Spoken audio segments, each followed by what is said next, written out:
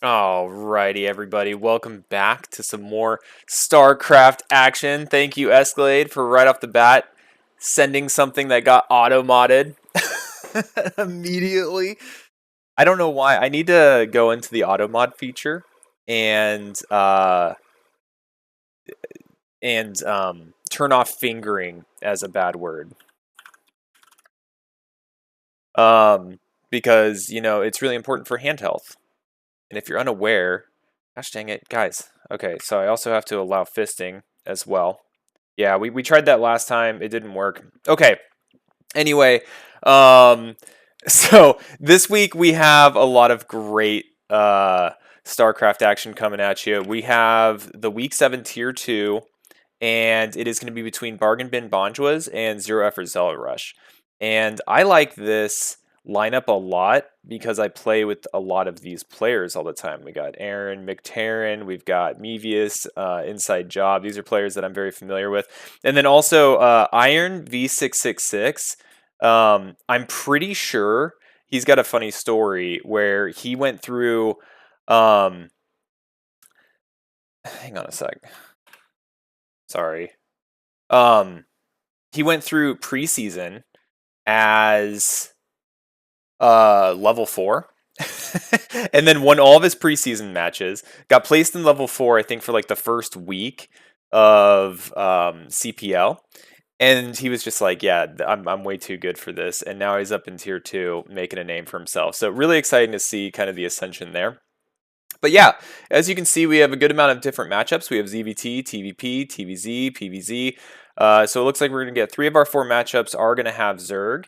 3 of our matchups will have Terran, and 2 will have Protoss. So a nice little spread there, a little bit of everything.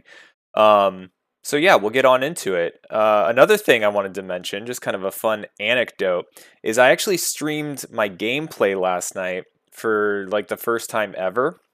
And 2 things happened. One, it's extremely nerve-wracking to live stream your own gameplay. So for everyone out there that does so, kudos, because I was really nervous and it's hard to talk and play. So that was really fun. But I also found it very educational. So talking through what you're doing, I actually found I retained a lot of the learning points more than normal. And then number two, what's up, Data? Nice to see you. Number two, I think playing StarCraft makes me a very profane person. I went back and I watched my gameplay from last night, and I was like, oh my gosh, I'm dropping the F-bomb constantly. I need to dial that back. So that's fun. And I'll try to do better about that if I stream more of my gameplay. Yeah, Data. So I was thinking about that. I did peek at the duration of that match. So I do still owe you guys the match between H. Meyer and someone else from the last stream. So I need to get that done. I don't think I'll be able to squeeze it in today. I'm actually concerned I might have an interruption at some point and have to like pause the stream and come back and finish. But what I wanted to hear coming up soon, maybe next week or maybe this weekend, is we have a lot of specific casting requests in CPL of like individual matches, and I might just tie it into that. I might just compile like 3 or 4 of those series and try to catch up on some of these older matches that were really good that didn't get any airtime. So anyway, I've been talking for far too long. It's been about 5 minutes already. Let's go ahead, do our anthem, which is the real reason we're all here. Let's be real. And then we'll get right into the Aaron versus Mick Taryn match, and I'm really excited for it. So here we go, all right? Get those hand exercises. Get those fingering going. Winners rise and losers fall, reflexes sharp, minds and flaw. Gamers play, this never ends. CPL, where legends play. CPL, we fight tonight. Let us sing the storyline. From the shadows to the dream, we are the coach you believe.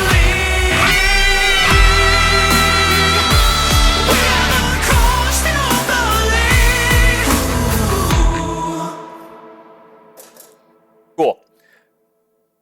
Formalities complete. Let's go ahead and get straight into the game. Let me turn on desktop audio because I always forget. And it looks like our first match is going to be on Knockout.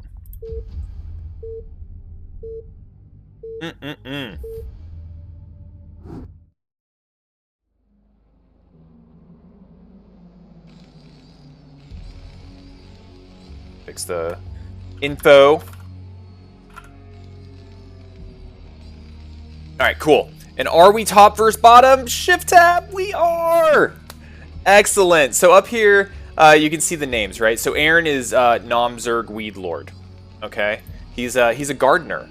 He's a gardener. He's really big about getting rid of weeds. Anyway, so here on Knockout in the top right, we have our gardener Weedlord, Aaron, representing the Bargain Bin Bonjwas as our blue Zerg. And then down here in the bottom left, we have Mick Taryn as our red Terran, representing the Zero Effort Zealot Rush. Anything but zero effort. Mick Taryn, quite the grinder, actually. Not to be confused with, I think it's a dating app. I don't know. But he is always playing StarCraft. And he's definitely a great practice partner. So, big fan of Mick Taryn. He's also been dabbling a lot in Protoss. So I actually had to double check and see if he was actually playing Terran or Protoss in this matchup. Does look like he is playing Terran. And then Aaron, Zerg Weedlord, has a little bit of a reputation for playing a little aggressive. 4-pool action, 9-pool action. He's a busy man. He's got things to do and likes to end games very quickly. So let's see if that's a strategy that he tries to bring into place today. So going into a hatch first. Nice little 12 hatch action. Does look like Mick building his barracks down here towards the ramp.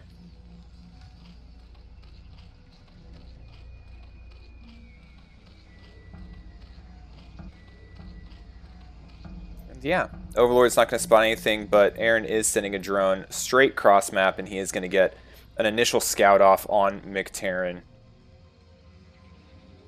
And we're just powering up, y'all. We're getting ready for some amazing StarCraft. And I've been casting so much and streaming so much, and it's like I'm just having so much fun doing it.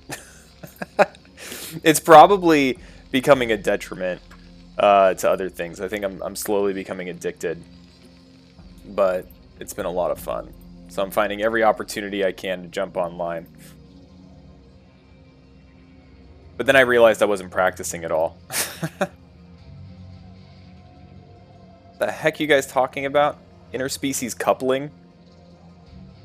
Biracial? What? That is wild.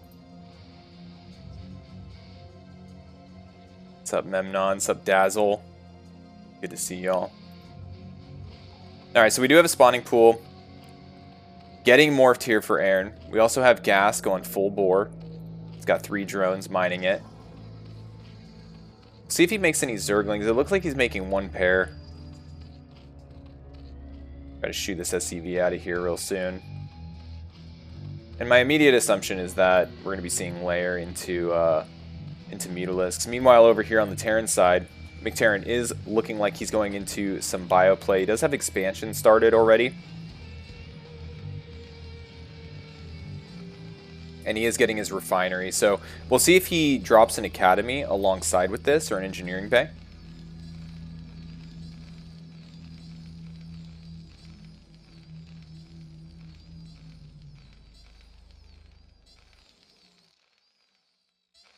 Looks like he's going to start a bunker. So his SCV did die.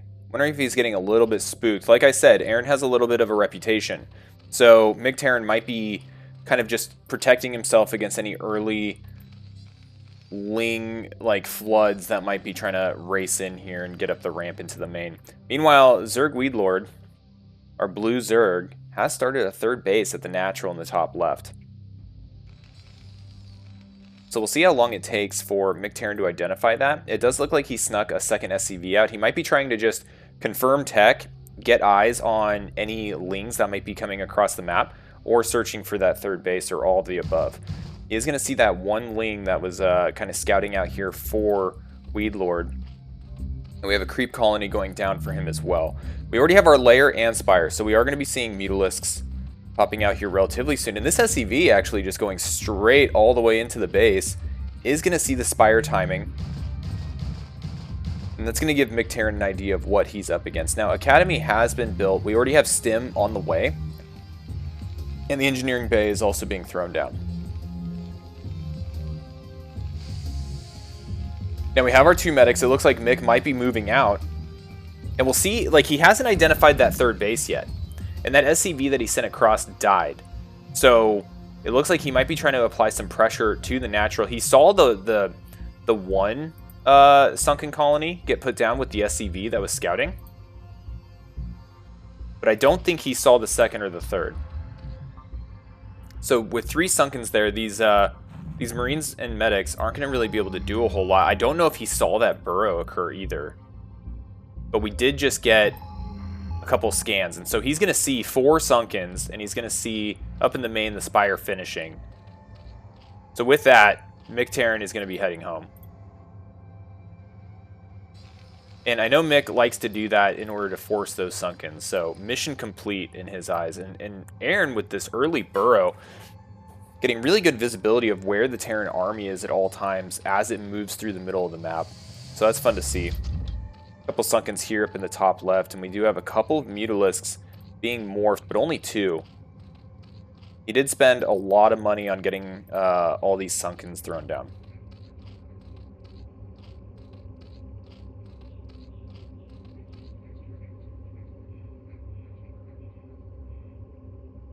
Okay, meanwhile in the Terran base, we are up to 3 barracks. Getting a couple of turrets up here in the main. And it looks like we're getting 3 turrets down here at the natural. It'll make that 4. So I feel like the natural, I mean, he's got a pretty good defense here. And then with 3 barracks and only a couple Mutalisks being morphed, if the Mutalisks do come in, they're going to be later than normal. And we're already kind of at that point, right? We're at the 650 mark, generally around 6 minutes if you were close spawn, you'd be a little concerned about getting hit by Mutalisks. Cross spawn a little bit later, but we're pretty far behind the Mutalisk timing. So right now, Zerg Lord taking advantage of the fact that Mick is just staying at home and powering up his Mutalisk count to come in with a much bigger force of Mutalisks as opposed to just the, you know, the 5 that you generally see. It looks like he's got 7 here right now. Third Extractor on the way. And Queen's Nest. Okay, so we might be seeing some early Ultralisks. Might be my bet. If Aaron goes up into an early Hive, that might be the route he decides to take. So the Mutalisks are going to come in here. Now, this is kind of the strong point that Mick has set up. He's got 4 turrets surrounding his refinery. If we look here, I guess we'll see the attack come in, but I'm curious where the weak point is in Mick's defense. Now, Aaron, he does have that kind of increased muta count. He is at 8. So he's going to try to get some damage here, but unfortunately not really getting any shots off on the SCVs, and Mick is moving out. Now, the Zergling is seeing all this. Nice placement, too, right there on the bridge.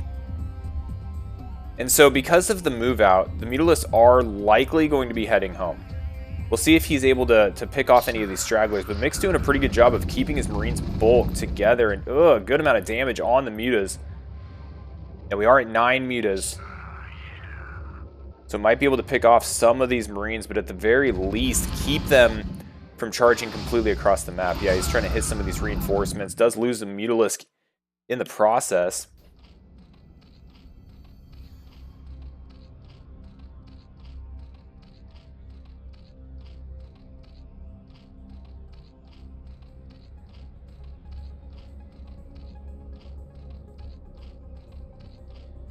Sorry, just reading something.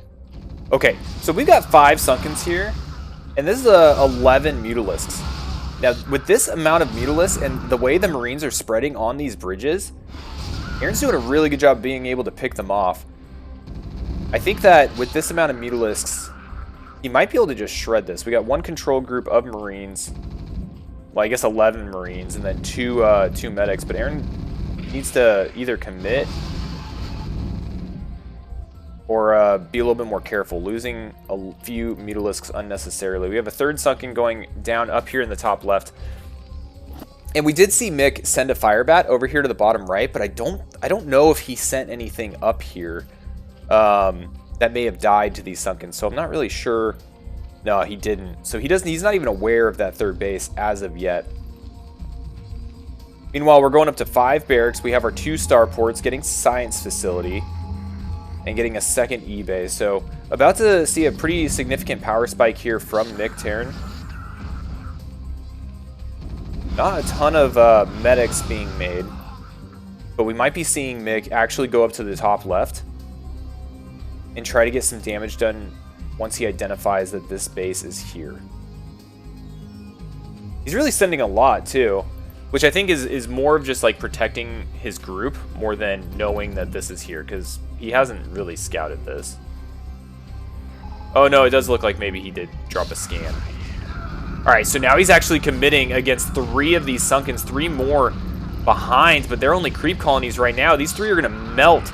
He's bringing the Mutalisks into place, hitting from a point of this Marine line, kind of minimizing the amount of damage these mutas are taking. There's 6 remaining.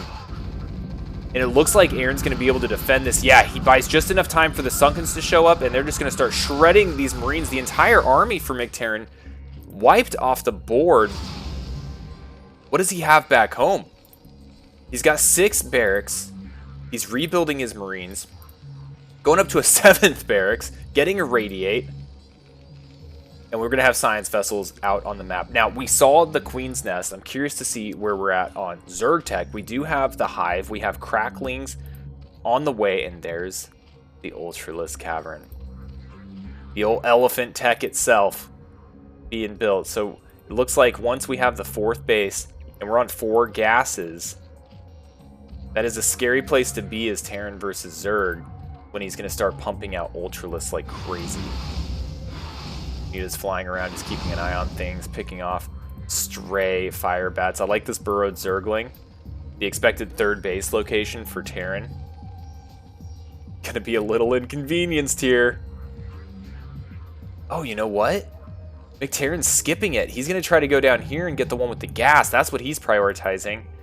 But again, he's not gonna be able to get anything done. He's got burrowed Zerglings here. The Mutalisks are gonna come, knock that SCV out, and McTaren is gonna be still stuck on 2 bases. Now this time, he is going back up towards the top left, bringing some Science Vessel support, and they're gonna have just enough energy here in the event the Mutas come back, which they are slowly doing. We don't see any Scourge out right now, but look at the production tab. We've got Ultralisk morphing, we've got Chitinous plating almost complete. Well, I guess just started, but we have the Greater Spire almost complete. Nice D-Matrixes there, but unfortunately now there's no Irradiates to defend themselves against these Mutalisks. Both these Science Vessels might go down. The first one blows up. Chitinous, Chitinous, Chitinous, whatever, guys. The things that make Ultras harder to kill. How was that not auto-modded, Escalade? Fingering is, fisting is, but you can say penis. No problem. That's wild. I guess Twitch auto-mod just doesn't like verbs. Alright, so we have a bunker going down here on the high ground. I don't think that's going to impede CC placement. And here comes some Science Vessels, so we'll finally kill this Zergling. Okay, so we are still at 4 bases for Aaron. He has successfully defended 2 pushes up against this top left position. And now we're starting to get the Ultralisk count up. You look at the supply, Zerg is not that far behind. We're primarily on Marines. We're at 2-1. We're just now getting 3-1. And I kind of missed what was being canceled there. Oh, okay. It looks like he's building a physics lab. He might have built a covert ops or whatever it's called. I play Terran. Can't tell you the last time I built one of those, though. Not a whole lot of medics. We refer to this as a sausage party in the business.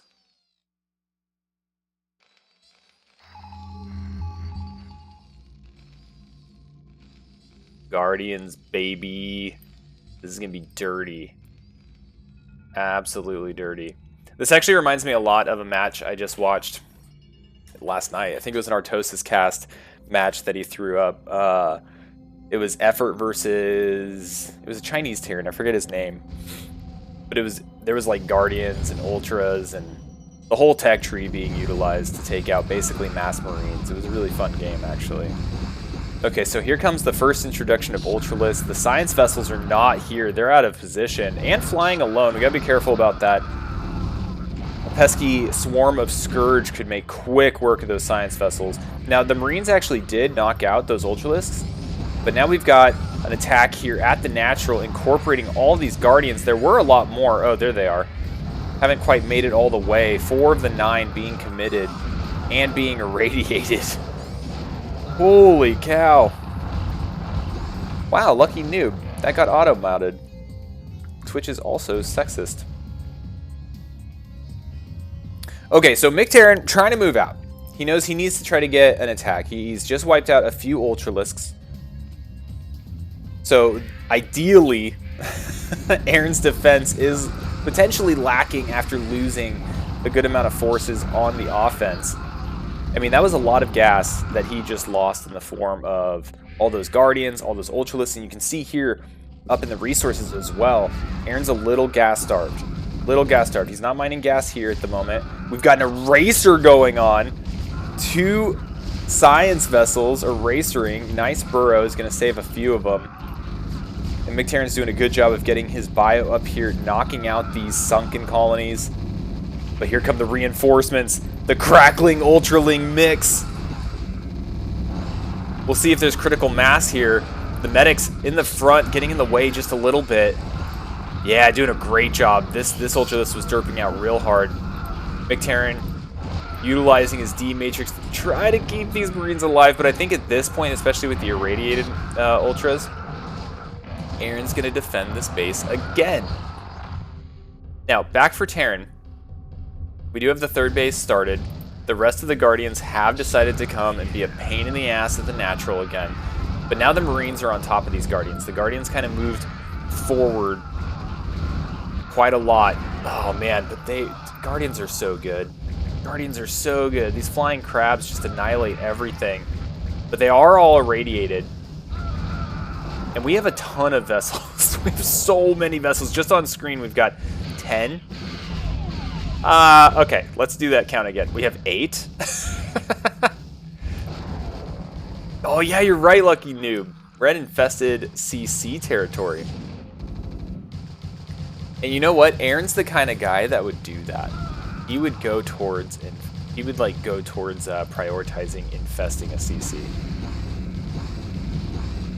Okay, McTarren's still staying in this game. We got a couple Zerglings here, chipping away at this CC. Gosh dang, look at this. Cracklings are insane. This is 2 Zerglings, knocking that CC down to half health in no time. What's like the optimistic measurement for health? You know how like people say the glass is either half empty or half full, depending if you're optimistic or not? Is this CC half alive or half dead? Right now I think it's half dead with all of these Ultralisks coming in. Oh no! This natural just cannot catch a break. The Ultralisk coming up the ramp. The Science Vessel's out of position again. Aaron's had some pretty decent luck, actually, because he hasn't really observed the Science Vessels being out of the way. But the last couple of Ultralisk move-outs he's done, the Science Vessels were nowhere to be seen. But they are home now. We've got 9 of them, and he's just irradiating everything. Super Ultralisks. SCVs, being the warriors that they are, fighting back against these tusked elephants. And here come the Cracklings to finish the job they started. Look at this, 4 Cracklings. Let's put it on the clock. What, it's been like 2 seconds? Goodness, this looks like the beginning of the end, and GG comes from McTarren. Great game. That was really fun. All right, so that's going to be the first map win for Aaron. And we're going to go into game number 2. We'll find out what map that is on here in just a second. Okay, I want to read this. Stage, you said, Aaron, the kind of guy to chew the cereal first, then baby bird it into the bowl, then pour the milk. You know, I used to consider people that put milk first and then cereal as an indicator that you're a psychopath. But I think you just came up with the true test of if you're a psychopath. All right, next map is going to be Radion. 4-player map.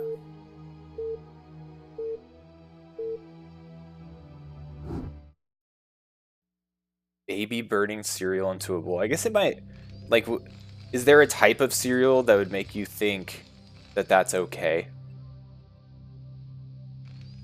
Like, does it matter more or less if it's Captain Crunch versus Cheerios?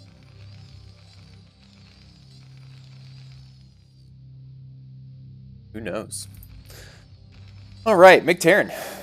Making SCVs. Our red Terran, representing Zero Effort Zealot Rush in the top right. Aaron. Our blue Zerg, representing the Bargain Bin Bonjwas, up in the top left. Maybe that's why Aaron does it.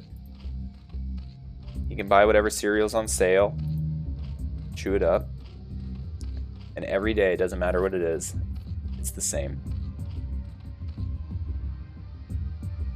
Yeah, these are mouthfuls of team names. Bargain Bin Bonjwas.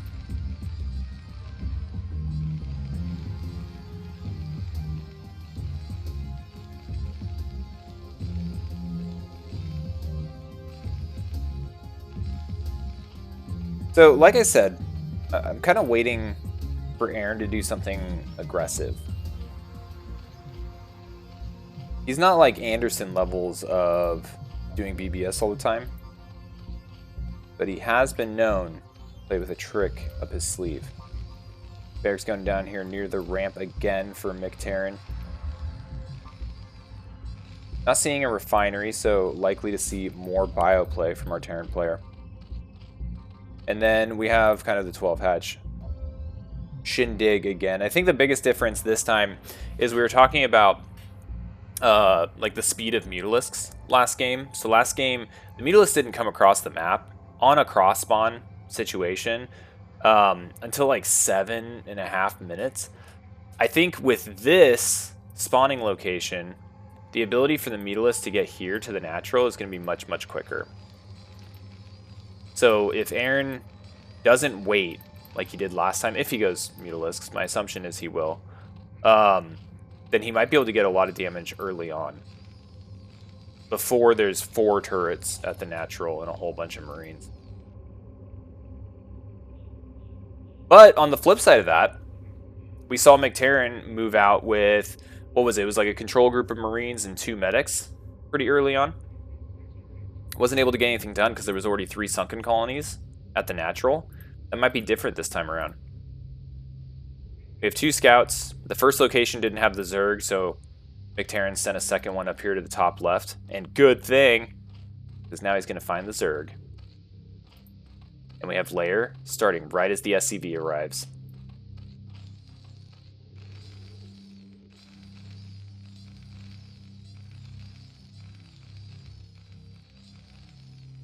Okay, so we do have a second barracks. We have the CC.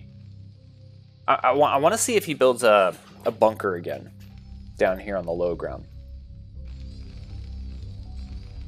We got the refinery.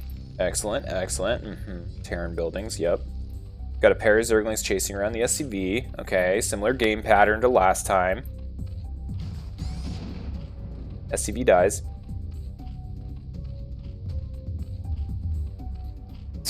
Dude, Staged, where are you getting these? The kind of guy to chew cereal before he spits it in the bowl, and the kind of guy to write his number on a pebble. Throw it out her window. Some people would consider that romantic.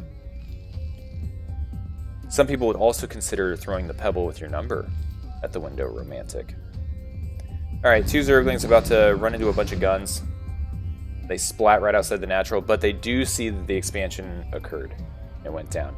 Mick's going to come up here with a second SCV. Now, he might have seen both those creep colonies get thrown down, but he's checking for that Spire timing, and also to just confirm that the Spire is the tech choice that Aaron's going to go for. Ooh, okay, Mick moving out. Mick changing his mind. Okay, he definitely sees the 2 Sunkens now. The 2 Zerglings going to chase him away before he sees any type of Spire or Hydroden or anything. And look at this third base. Aaron seems to have a trend of throwing third bases in just wazoo positions. I guess last game it was a natural of the main. That's not terribly uncommon.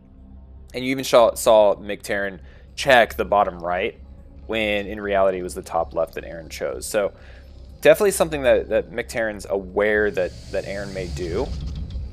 But we are seeing this one at the 6 o'clock, and I think that this one's going to go unscouted for a very long time. Okay, we have the Spire being thrown down. We have an eBay. We do have an eBay started somewhere. There it is. We have our Academy. Stim almost complete. Going Fire Bats. 2 medics. Ooh.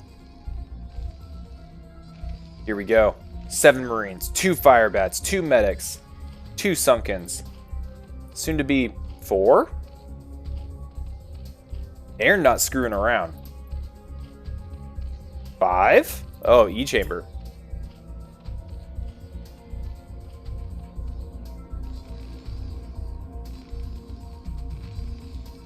Going up to 3 barracks now. So not a whole lot different from last game, with the exception of Aaron taking a different third base to kind of throw off McTerran. And McTerran going into Fire Bats a little bit heavier than before. Actually, I take that back. I guess he did make 2 Fire Bats last time. It didn't feel like it was this early, but maybe it was.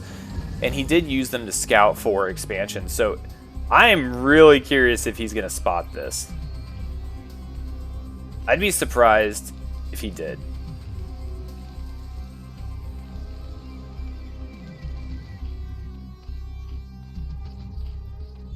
Okay, so we're at 645. Do you know where your Mutalisks are?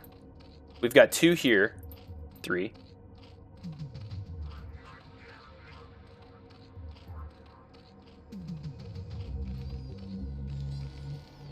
So I don't think he's gonna hit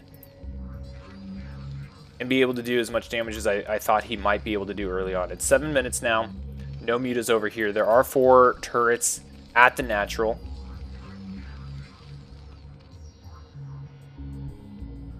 These Firebats didn't see it.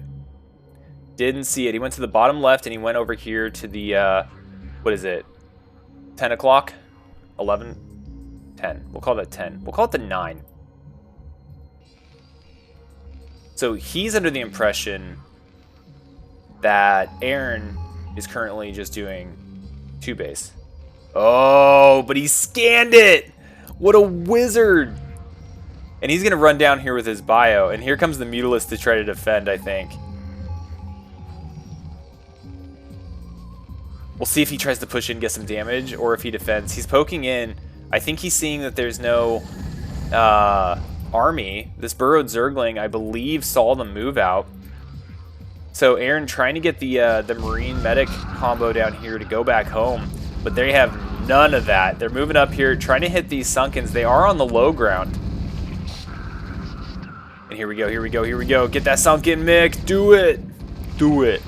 Now he's coming up. He's going to knock out this hatchery. We have some Zerglings being morphed here. And here come the Mutas. Are they going to be able to protect this base? Aaron able to defend really well last game. Doing a lot with a little. And here come the Zerglings. Now he's going to start committing with the Mutalists. Zerglings tanking a lot of hits here. And there goes all the Marines. Aaron is going to be able to keep this third base up with pretty minimal losses. He just lost the 2 Sunkens, a few Zerglings. Buy that for $1. Now, it does look like he tried to do a run-by.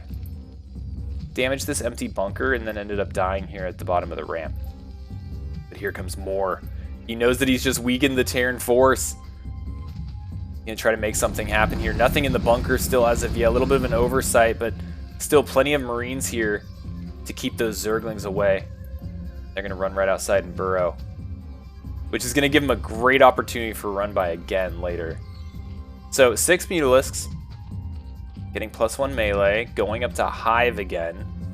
You might see Ultralisk come into play again.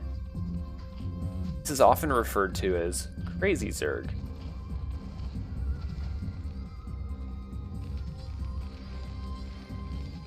Because it's crazy. And we have 2 starports. We have not started science vessel production just yet. Which is a shame because there's a lot of Zerglings right here that would have been spotted. Okay, so Aaron not ambushing just yet. Looking for that run-by opportunity. There's still nothing in this bunker. There might be a great chance here. Aaron ambushing the reinforcements, reburrowing. Mick trying to go down here to the 6 o'clock position. Just a few creep colonies. I say few. A whole bunch of creep colonies. This is his chance. Here comes Mick. He's going to come in. Oh, but one of them finishes.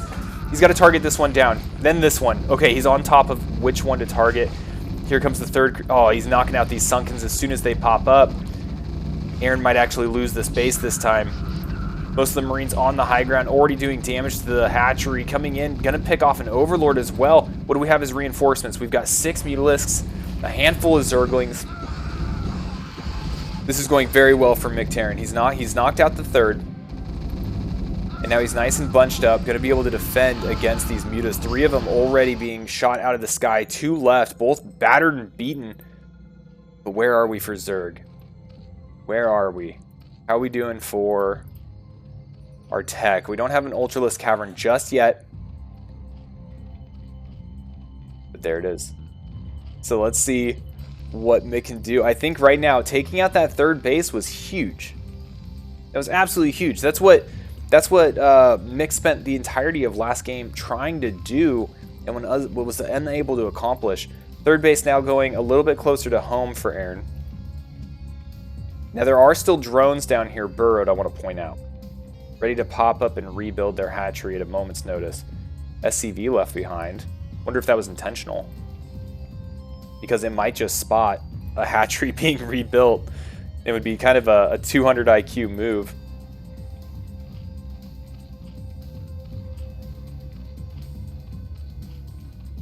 Look at all these buildings. All right, so we're doing Greater Spire again. We're getting a couple more hatcheries. Now, this just got scanned. So, Mick Terran all over it. Seeing this, he has his SCV here for vision. He's got his fire bats on the map. He's aware of this now.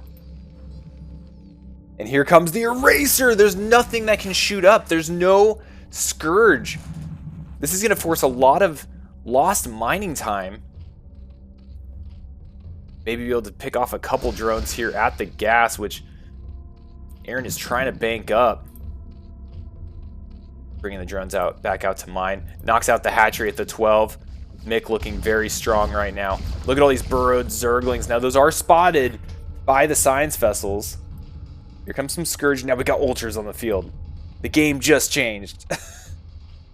But is there going to be enough? Now, both these science vessels did just cast their irradiates on each other for the Eraser, so they don't have one available again just yet. Oh my gosh, and the Scourge sneak in and knock one out. Is he going to get the second one? Almost. Almost. Holy crap, where'd these come from? Okay, so we have five science vessels. A whole sausage party of 2-1 Marines. And we are at double the supply of our Zerg player.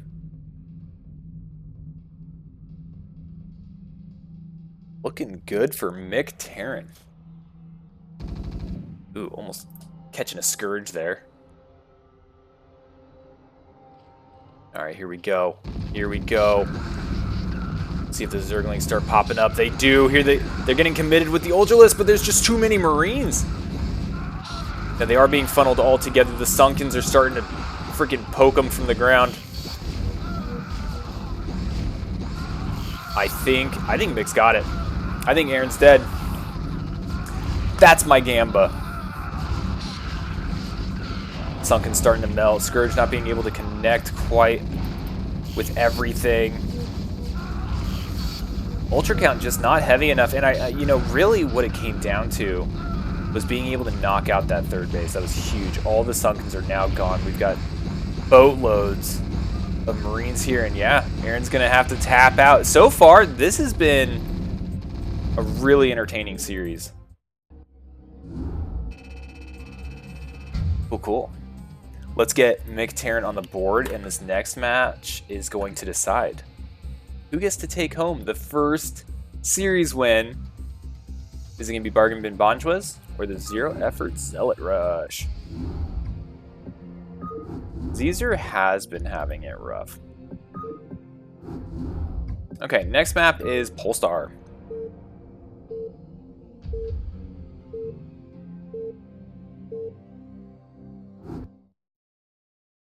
Okay. Here we go. Our Red Terran representing the Zero Effort Zealot Rush. Able to knock out the third base last game and get a W with his bio play. Mick Terran. Up here in the top left, we've got our Blue Zerg representing the Bargain Bin Bonjwas, who appears to be four-pooling. Here we go. You like those nice long macro games we just had? Well, get bent, because we're about to four-pool. I told you, this is a thing you have to be ready for with Aaron. So, is Mick going to be ready for it? Or is he going to get smoked? And right now, all the stars are aligning for Aaron. The Overlord is heading to the correct base location. Now, I don't know. I think the Overlord gets there before the Zerglings are out, right?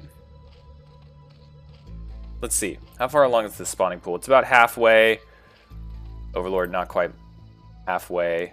So maybe not. Maybe he will need to send a secondary scout with a drone, or just yeet his Zerglings in the expected location.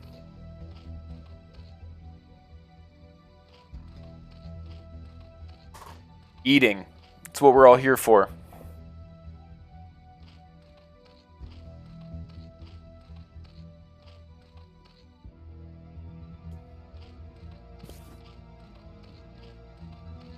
All right, so we have our 6 Zerglings morphing, about to pop out. We have the drone scouting cross map, but here comes the SCV. Is the Overlord gonna be able to see it? Oh, it's not. It's not. It's gonna get here. It's not gonna see the natural yet. Or I mean, there's nothing at the natural to see. And so these Zerglings, he might lose a lot of time sending them to the incorrect location. He's going to miss the SCV with those as well. So Mick's going to get up here, and he's going to get a first scout, and he's going to get the realization that he's being four-pooled, while these Zerglings are as out of position as they possibly could be. Now, these two are heading to the correct location. The Overlord just now knows. Okay, time to redirect.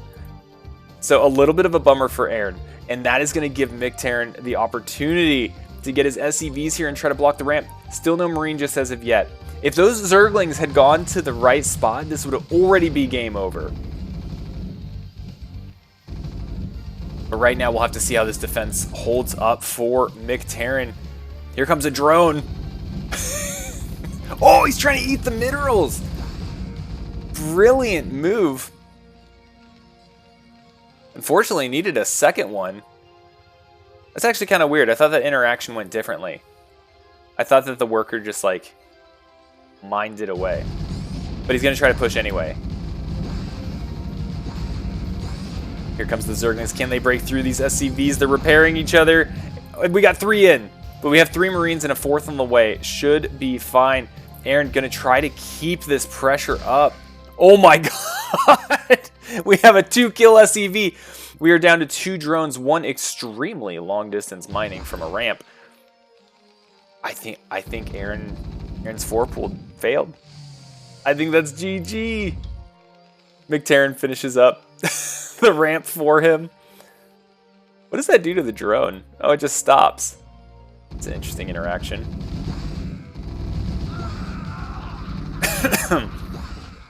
Oh my gosh. How's this SCV doing? Chilling with its 2 kills. Mick Terran has to know that he's good to go. And there's the GG. Mick Terran and the Zero Effort Zealot Rush are going to secure this series with a 2-1 win.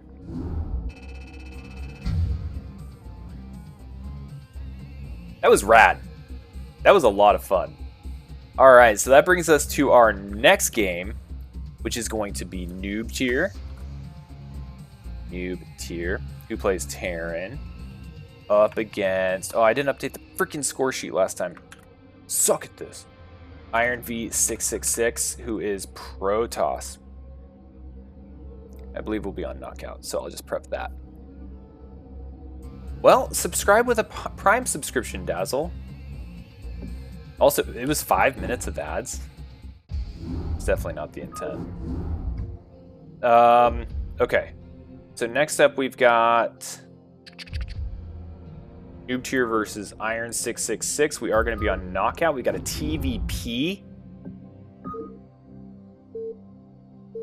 Let's get into it. Yeah, you didn't miss a whole lot anyway. If you did miss it, Aaron tried to 4-pool. His lings went to the wrong base. That was that. Mick defended it. And got some drone kills with his scouting SCV, which was fun.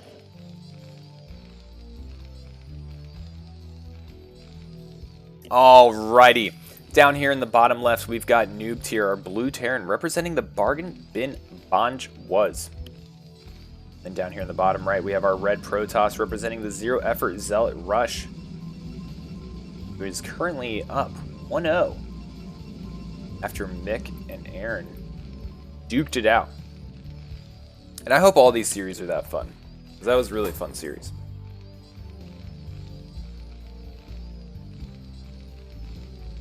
And I'm still waiting to be interrupted at any moment.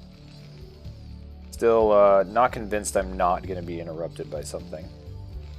So, keeping an eye out for that. Supply depot going down. Oh, there's the pylon. For a second there, I was like, we building anything? Yeah, both players chilling. Just chilling.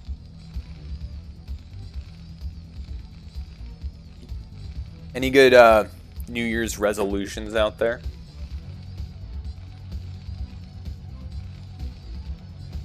Got a barracks going down. Gateway being warped in.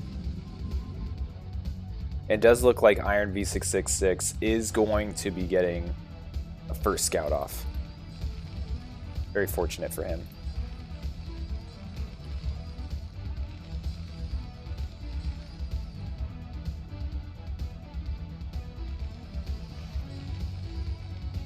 Okay, here comes the scout for Mick. Not Mick, I'm sorry, Noob Tier. And he's going to get distracted by this probe a little bit. So he's going to delay his scouting, but he's not having to pull a second SCV off the mineral line. That's kind of an interesting trade-off. And now he's firmly defending against Zealots. Going to get the supply depot here for the nice little Zealot SimCity. Or I should say anti-Zealot SimCity, but we're not going to be going into Zealots. Looks like Iron is going into Dragoons, likely to get Dragoon range.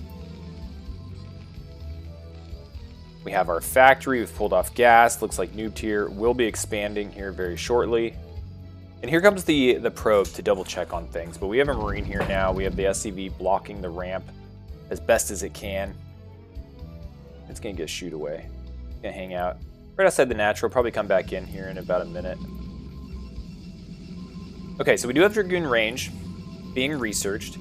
Our first Dragoon almost complete. And it looks like Iron, not sure what Iron's doing.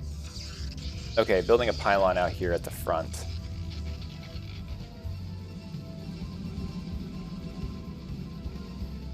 Okay, SCV does slip by the probe. Time for Noob Tier to start getting some scouting information.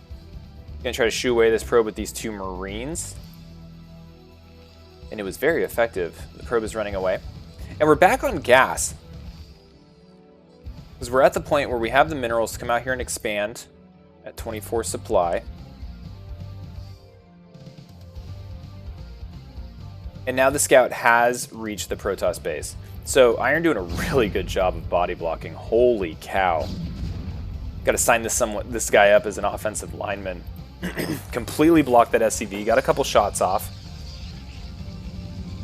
And then throwing down the expansion. So the SCV did see that there was no expansion. So there might be a world where this SCV starts going all over the place, worrying about a proxy or at least checking for it. Looks like he's going to try to go back in. Maybe. Maybe not. Getting a bunker, 3 Marines and a Vulture. Feeling nice and safe. We do have mines being researched. No additional vehicles at the moment. It looks like he might be saving up for a tank.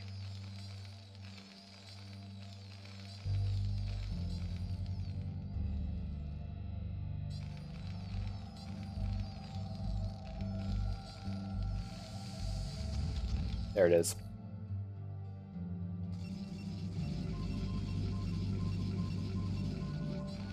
Yeah, he did need to build this engineering bay.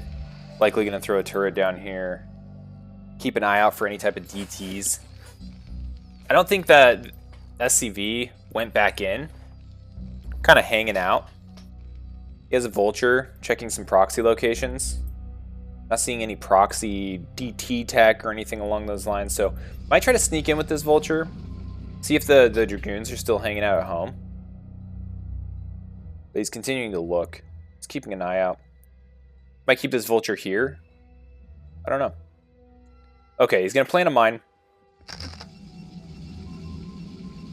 Protoss sitting at 4 Dragoons, 2 gates, and getting a robo facility. Speaking of robo facilities, I was just watching Rush this morning a little bit, and he was playing Mini, just like back to back to back to back to back, and ugh, Reavers are so good. I feel like with proper Reaver micro, you can just dismantle an entire Terran, no matter what. Okay, so the Dragoons are here. They're going to clear this mine with their face. Nice mine hit. But that is going to open up the expansion for Protoss if they decide to go up along the right-hand side. We are approaching the time. Yep, there it is. Where Protoss wants to get that third up. Now, this mine not going to be able to spot it, The Vulture may be going to head back over there. But the elimination of this mine and the presence of this one kind of gives Terran the heads up that this is where the third's going to be. So we'll see what Noob Tier does about that. Iron playing very conservatively, really staying home on the defense. This is allowing Noob Tier to get these tanks up without much issue, getting a second factory. And we're getting an academy. Okay, second machine shop. We'll see if he just continues with full-on... he might do like a 3-tank push. So pop out this tank and then get vultures pumping from both of these. Or he might get some safety Goliaths. We'll have to see which route he goes. So there's the tank. Observer out on the field. Third base up. So pretty standard game so far. Starting upgrades for Terran. Gonna probably see a factory explosion coming up here soon. There's a third. See if he goes to 5 or if he pushes it up to 6.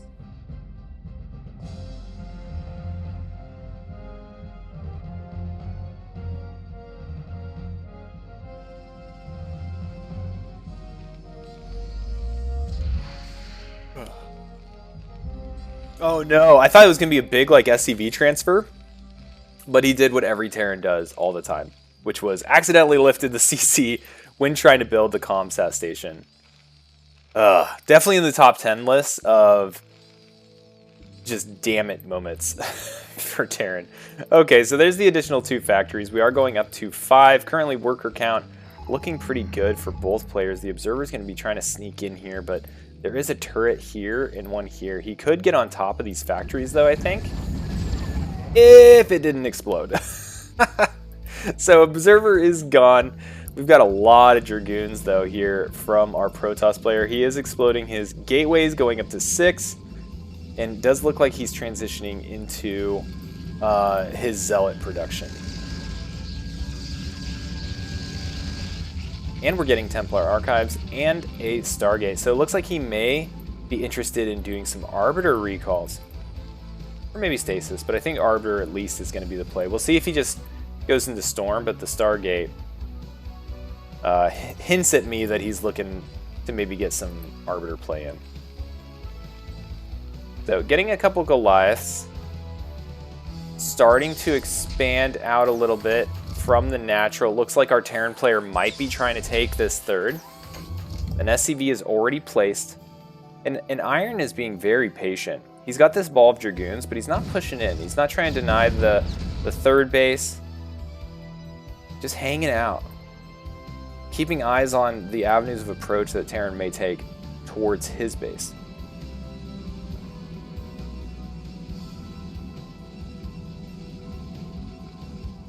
Alright, Noob Tier has a good amount of money, has a nice deep siege line. The deepest, so deep. Very deep. Just inching out. Getting a turret. Still no third, though. And when he does get a third, gotta keep in mind this is a mineral only. Okay, so it does look like we're getting the Arbiter Tribunal.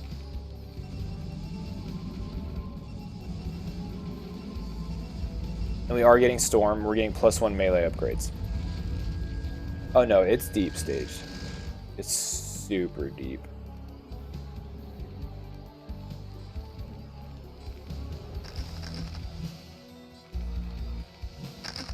Okay. Now we're starting to get a third. Not an uncommon trigger for Protoss to decide to get off their butt and start poking things with their Zealots. Now, we are getting a 4th base for Protoss. So he may just hang back and try to maintain this contain while he's getting his next base up. Needs to be a little bit careful about these Dragoons. They're about to eat a bunch of mines. Oh, here comes one. Boom. I guess it wasn't that dramatic, but he did get hit by a mine. So, nice mine.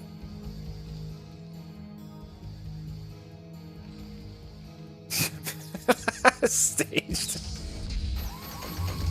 Oh, dear.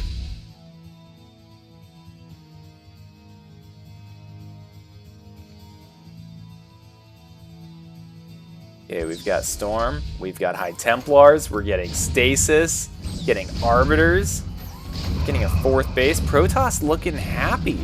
Ooh, picking off some of these tanks here. Definitely helpful. Nice little Storm, gonna be able to clear out the Vultures a bit. Oh, it was a 2-flank attack. I was like, where the heck did these Zealots come from? So not bad. Just a nice little skirmish. Now, the 3rd base has been completed. Looks like Noob Tier is going to be reinforcing it with additional tanks after losing those first couple. Vulture is going to keep an eye out here, probably plant some mines, keep these Dragoons at arm's reach. And it looks like Iron's going to try to consolidate his forces here, just north of that 3rd base. Trying to maintain control of the center of the map. Okay, few Dragoons going down. But overall, not too bad. And then we've got 3 High Templar here, just looking for something to storm. Oh, there's the Observer. I was like, how is he seeing this? All right, that super deep siege line moving forward. All right, we're starting to get Dragoons, Zealots coming into the mix. Charging forward, getting on top of these tanks. The opportunities for storms are there. There's a good one. Doing a bunch of damage, but a lot of goons have gone down. But Iron right now, up 40 supply roughly. Feeling pretty good. A lot of Zealots. Not a whole lot of Vultures at the moment. We're still on 5 factories, going up to 6. As far as gateways, as everything the light touches is gateways. We've got what, 12, 13 gateways here. And an Arbiter popping out. Now, I thought I saw an Arbiter. There he is. All right, now everything's invisible. Get in there, Zealots. Charging forward. The mines have already been cleared. Arbiter going to be making this a nightmare for these tanks to target. Vultures are able to pick off some of these Zealots. Nothing that shoots up, though. The Arbiter is going to be able to kind of roam freely. And that was a really solid defense. So, like, earlier we were just talking, Iron is up 40 supply. Well, now he's only up like 15. Looks like Noob Tier might be thinking about taking a 4th. Ooh, there it goes. But there's an Observer parked right there, watching it all happen. And something to note, Stasis is researched. I just don't think the Arbiter had the energy. But the next time he comes in, if he's able to Stasis a bunch of tanks like in the back and run in with his large Zealot count, well, I guess his Zealot count has been thinned out. That could be a pretty dang good engagement for Protoss. And he's taking a 5th. So buckle up, Buttercup. This game's got a minute to go.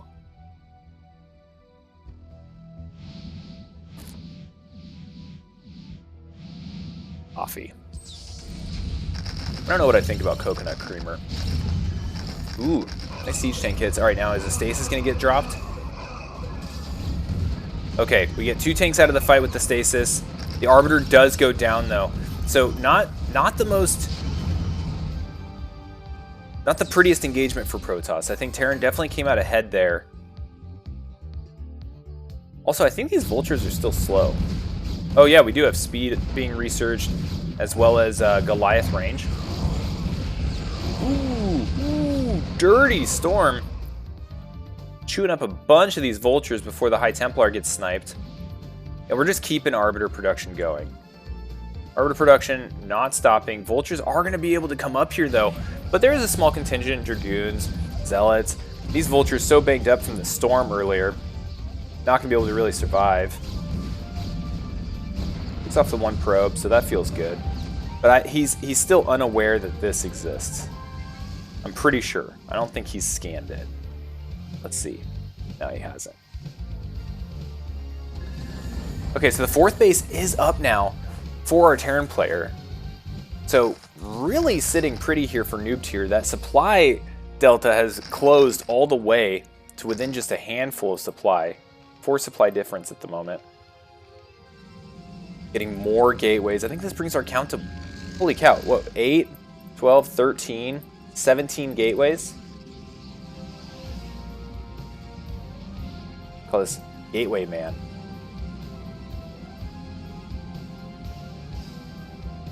But look at all this blue. Here comes the Terran, I don't know, force. I have a way with words. Alright, here they come. Ooh, that was a dirty stasis. That might have actually been 2. Science vessel coming in a little bit too late to get any EMPs off. Storm's gonna be knocking out a lot of vultures here. The vultures, they're expendable. But this tank count being preserved is really the thing to keep an eye on. Okay, we've got 2 arbiters here. They're both out of energy, so this was 2 stasis fields, I think. Or stasises. Stasi? Stacy's. Stacy's mom. These arbiters have it going on, is what I'm trying to say. Alright, the vultures getting pushed back, almost dying to their own mine. And here comes another push. This isn't going to be enough. There are way too many tanks here. But these mines are a little bit dangerous, so if these zealots can get up, nice D matrix, big storm. But overall, Terran is holding the middle of the map, so that's going to allow him to get this 4th base up and running. His main's almost mined out. He's sitting at 7 factories right now, just churning vultures out. He's got that all mineral base, right? So like if you look at his resources, 2K minerals. He's got like half a bag of gas.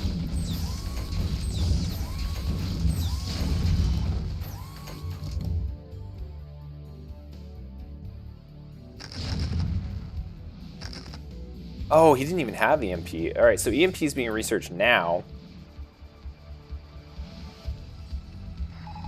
Goodness, now it's just straight up macro game. And honestly, I think a recall would be really good here. A recall straight onto this production would be so annoying. Oh, but instead of a recall, we're just walking. Taking the Nike Shoe Express here. We got Mr. G Houses and the Dragoons coming up here into the 3rd base. A little bit of a reaction here from our Terran, but what I like is that it's not an overreaction. He's sending just enough to shoo this force away, but he's not giving up ground here. Now, big engagement. Protoss is pushing. Gonna try to get an EMP. Ooh, does get that Arbiter. So no stasis for him, but the storms are still coming down. But with the scans, the vultures showing up. Wow, that's a lot of storms. Able to clean up this force with just a couple arbiters remaining. So overall, again, I think a pretty good engagement for Terran, but Terran is starting to bleed a lot of supply. We are now up to 8 factories. And I think one of the big things that's coming into play here is the remax potential for our Protoss player. Iron is doing a really good job of keeping his supply up. He's got a rockin' economy, sitting at 71 probes across 4 mining bases. And with his gateway count, he's able to take a lot of these inefficient trades, and it's okay.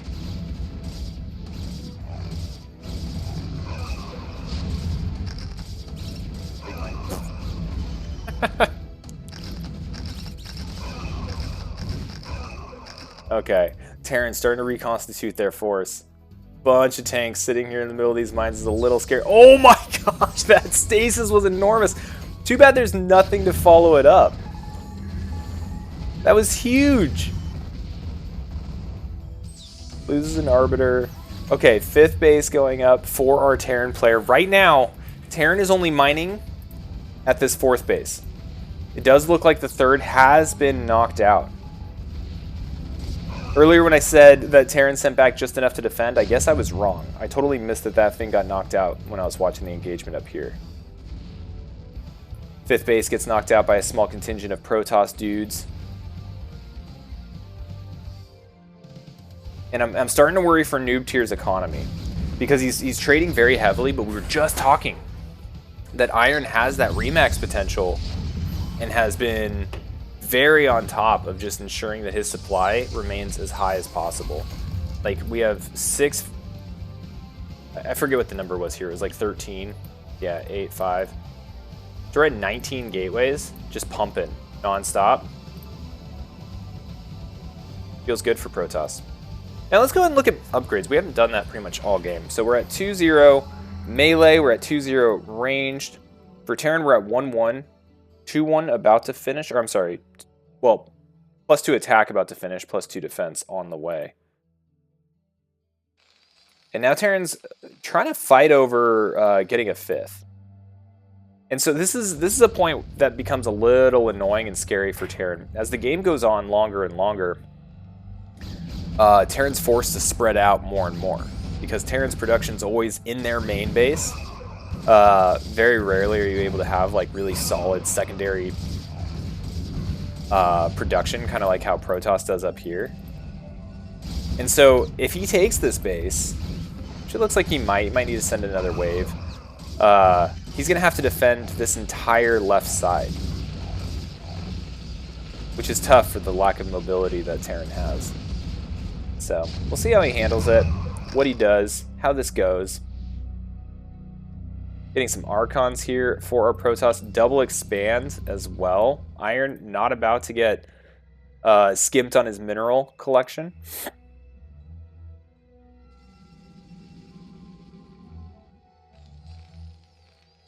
And we have the mineral base back up for our Terran.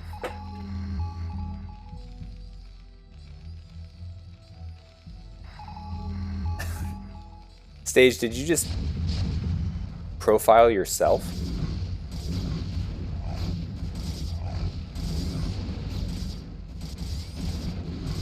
Yeah. Oh my gosh, look at the red coming in from 3 sides here while the 3rd base is being hit. Iron really going for the jugular here. And it's working. It is working. Doing a ton of damage to this Terran force in the middle, effectively resetting the tank count. Noob Tier just went below 100 supply. And this is all with Noob Tier unable to take those bases up in the top left, so the economy is only getting worse and worse for him. Trying to salvage the position that he has here in the middle, and having to come back and knock out the aggressors here in the 3rd base. Down to 38 SCVs. Look at this.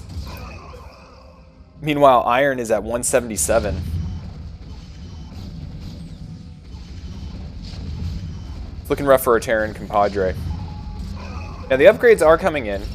About to hit 2-2, but it's just a little too late. GG.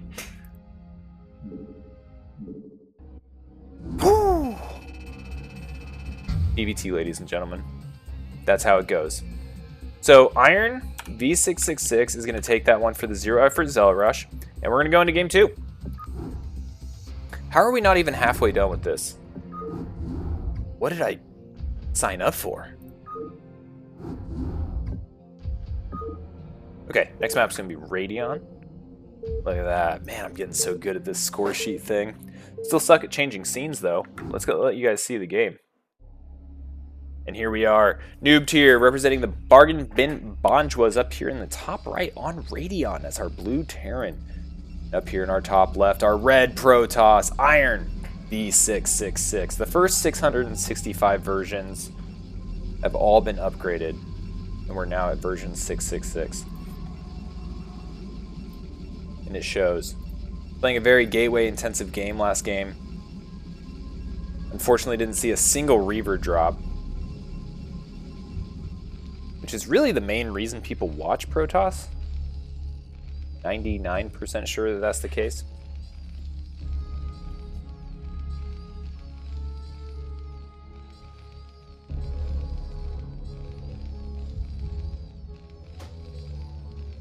And we're powering up. Powering up, baby. Got a pylon. Got a supply depot. Playing in top versus bottom mode. All is right in the world.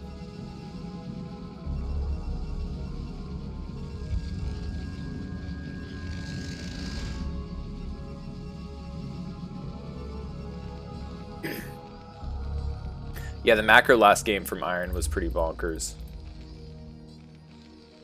He did really well just maintaining such a high supply. And he was staying on top of his upgrades pretty well, too. We didn't see any armor, but, like, the offense upgrades were good. If he was checking noob tiers upgrades, he knew that, like, he wasn't at any huge risk of being out-upgraded for the majority of that game. But yeah, really just taking over the whole map and just overwhelming. It's a bold strategy, but it worked. Alright, Probe's going to come up here. We see Noob Tier doing the same thing he did last game, chasing it with his scouting SCV.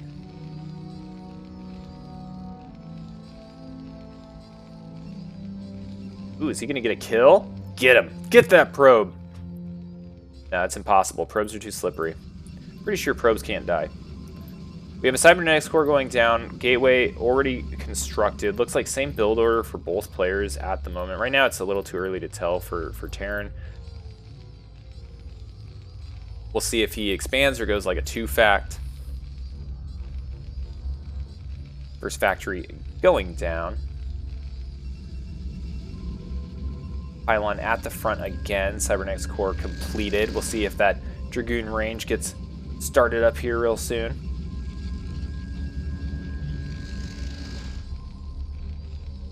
And yeah, it looks like we're going to be doing factory expand. There's the range. And the goon. All is right in the world. Now, Terran still hasn't scouted the top left, still unaware of where the Protoss is. Doesn't have full confirmation at the moment. Satisfied with just kind of chasing this probe around. Hoping it'll lead him home. But also just going to end up transitioning into an end scout. So he is going to be heading over to Iron's base. Likely get repelled by this Dragoon. We'll see if he can actually make it up into the main. Last time the Dragoon stayed on the ramp and blocked the SCV. Looks like this time the Dragoon is prioritizing pressure. No bunker as of yet either. But we do have 3 Marines. But we'll see what the probe and the Dragoon can do damage-wise. This is going to become a micro battle. Here we go. Oh, well, now the Vulture's here. Running down the Dragoon. 1 Marine does die. The probe goes down, and the Dragoon runs away. Now, the SCV did make it into the main base and saw everything this time. So last game, I think there was a little bit of a reaction due to ambiguity associated with worrying about potential DT drops. Not having been in the Protoss's main was forcing Noob Tier to play a little bit of a certain way. I think the eBay went down pretty early last game as well as a result of that.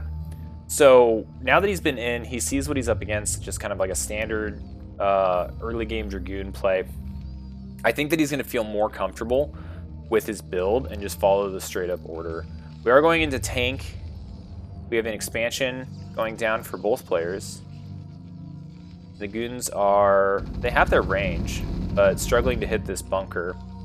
Fun fact, bunkers shoot farther down. As you can see down on the screen, the bunker actually shoots just a little bit farther. So a little bit trickier for these Dragoons to get in range without dying. Now this guy only looks like 2 shots away from death. Unfortunately, tank hitting the other one, but is enough to shoo them away as the tank comes down to the bottom of the ramp. Cool. So the Dragoon bunker dance is over. And we're going into Robo Facility and second gateway. So now we can all pray and hope and wish that Iron's New Year's resolution was to Reaver drop every other game. And maybe we'll get to see one of those. Last game he opened up with Observer though. Trying to get visibility, keep an eye on mines. All that boring stuff. Engineering bay going down now. Wouldn't consider this early. I think in the 5-fact build, this is pretty standard. Slap this down, get a safety turret, get a couple, get your armory somewhere. Yeah, there it is. And then get a couple of, what do you call them? The Goliaths. Yeah. Get like 4 Goliaths up.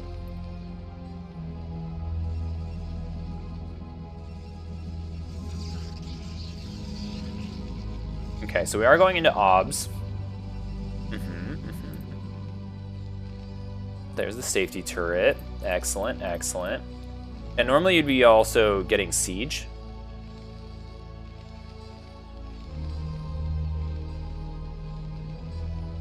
We're doing a couple turrets. So really not wanting to get dropped to death. Third base is going down right around the 6:30 mark, so right on time for Iron. And we're probably, I mean, Iron has definitely proven that he is not afraid to just expand all over the map. So we'll see how fast he tries to do so this game.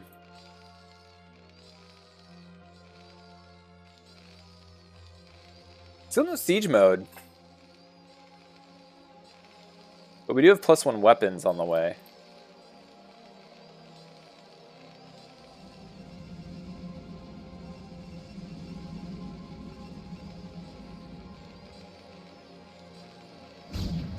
Okay, Vulture checking if Dragoons are still there. Indeed they are. We have a second refinery up. Really starting to get that gas mining. Got to get that oil.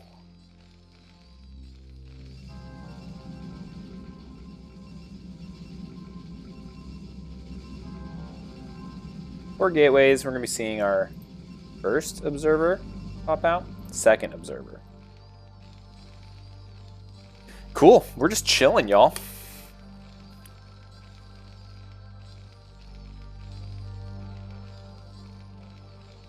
We are just chilling.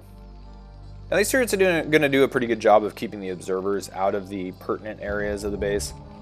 There's going to be a place where this observer can kind of chill here at the top of the ramp. Now, the observer flying in seems to have really spooked Noob Tier. He's following it around with his tanks. Again, potentially concerned about a drop.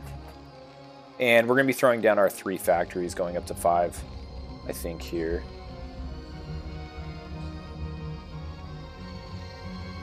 And you know this SCV just said, oh, I can't build it, there's something in the way.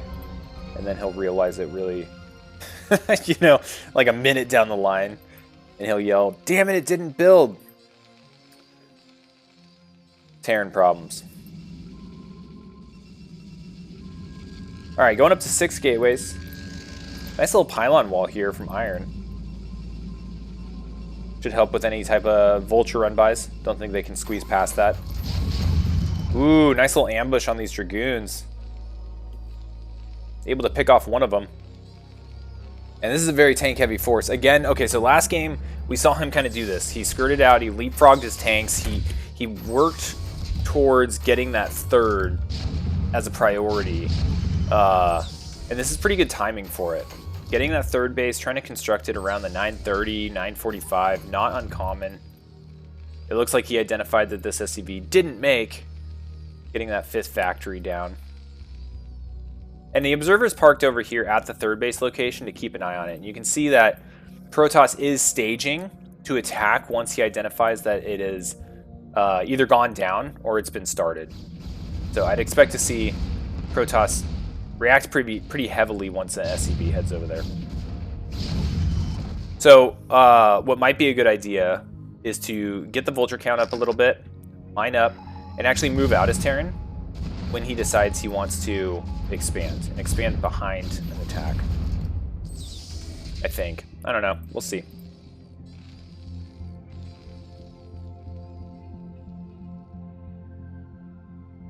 Okay, back at the Protoss base, let's go ahead and check on bases. We have Templar Archives. A whole bunch of pylons being thrown down. Oh, it does look like Iron was supply blocked. And coming up here soon, probably in less than a minute, we're probably going to see Iron expand again. Because that's how he do. Now you'll notice he didn't go Stargate this time. He's got 8 gateways. And he's really just going to emphasize, I think, his Storm. Get a bunch of those High Templars out.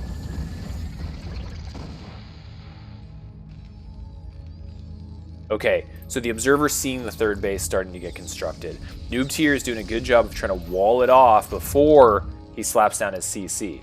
The turret's going to shoo that Observer away, maybe even kill it. And we'll see if Protoss decides to take this moment to attack. We do have Storm being researched. We do actually have a Stargate going down, so looks like we might be seeing Arbiter play again. But I think the order of everything was a little bit different than last time. And there's the fourth base. Right at about a minute later. Look at that. Goodness. When you just saw it happen, you can predict it pretty easily.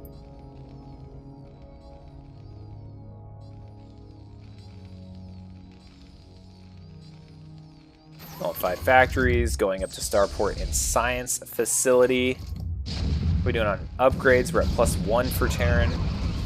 No upgrades as of yet for Protoss. +1 melee on the way. And there's the third base for Terran. Congratulations! Getting a third base against Protoss is such a fight. I should just say in general. Getting a third base in general is just such a freaking brutal thing to do for Terran. And then don't even get me started on fourth base.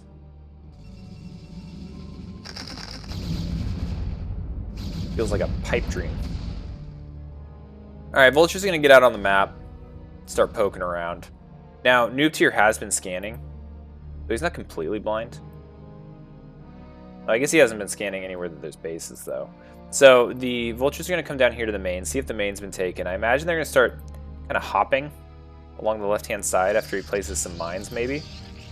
And so he'll identify where these additional bases are. And we'll see if he tries to make a move for those. Now, the problem here for Terran is that he hasn't really had much of an opportunity to drain the Protoss of many units. Like, they really haven't been engaging a whole lot. But it does look like Noob Tier is starting to advance out towards the center of the map just a little bit. Just poking the, just like putting the tip of his army out here.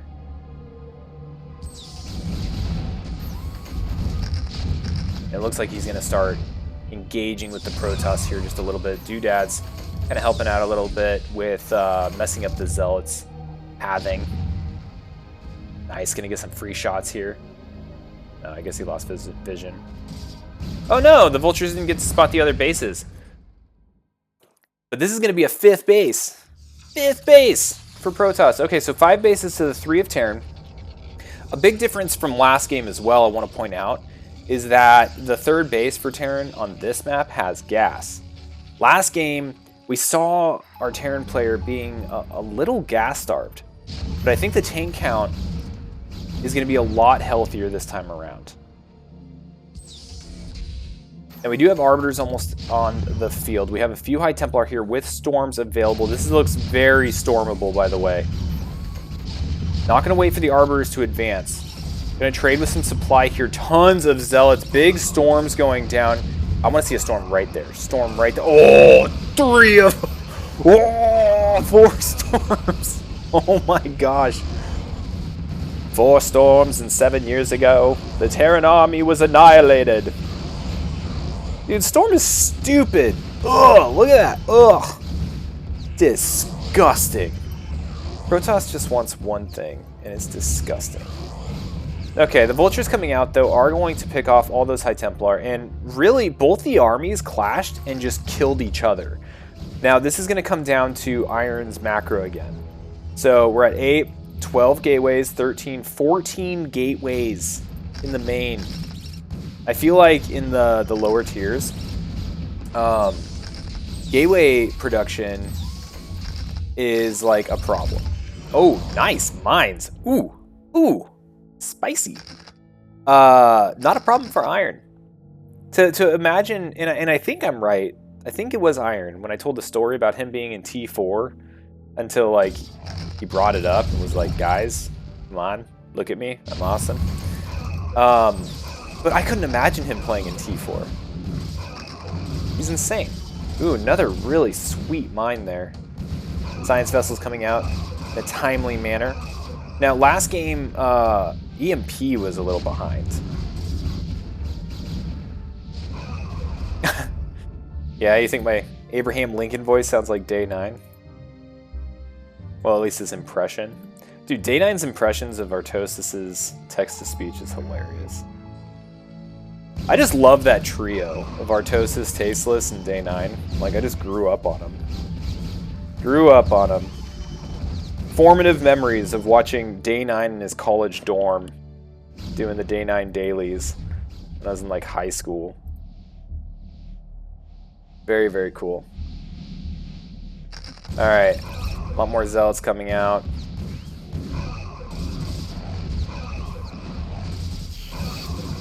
Okay, that was actually a really good D-Matrix. Like, this thing is soaking up so many zealot shots. But unfortunately, we just don't have the vultures, I think, to deal with this. Good job on Noob Tier keeping some of these siege tanks unsieged to help with these zealots. But overall, I think this engagement, this push from Terran is going to end in Protoss's favor. Now, we do have the energy for an EMP. Now, as this next wave shows up, if we can EMP this whole blob right there, we will be sitting pretty for the Terrans. I love this doodad, by the way. Putting a siege tank behind this doodad feels like a cheat code. Oh no! Fire off an EMP. Oh, you know what? I'm still not convinced he has EMP. He may not. Alright, so now we're seeing a little bit of the same from last game. Now we are up to 8 factories. Only 2 machine shops, by the way. But we're seeing the Gateway army from Iron just being an endless swarm of Protoss. He's able to get a lot more stasises off. Stacy's mom. Getting Stacy's mom off. And just having really effective engagements.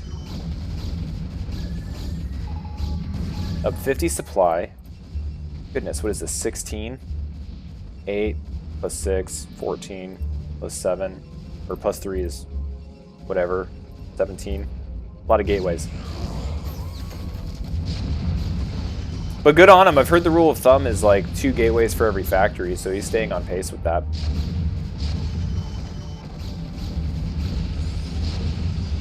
Really nice storm placement there. Get him. Alright. Vulture killed that High Templar. Very cool. But it just never stops. It never stops. Right now for Terran, we're mined out in the main, mined out in the natural. We have 1 mining base. And this is a feeling I think Terran runs into, or at least I know I run into when I play against Protoss all the time. Of just being stuck. Stuck in my little corner and unable to expand. Stream of red units coming across. Seeing some of that zero effort zealot rush bonkers macro coming into play, slowly pushing in the natural. We're at 178 to 90 supply and GG. Iron takes game number 2. Great game by both players. Love to see it. I love a good TVP. Alright, very cool. So that's going to give Iron the second map win, and right now Zero Effort Zealot Rush is up 2-0 against the Bargain Bin Bonjoas. Let us mix up the matchup just one more time and see Discovery face off against Ruzo in a TVP. Z. TV, what? Z. Right. If I can find the game. Discovery versus Russo. Yeah. And we're going to be on Knockout. So, we got Discovery versus Russo.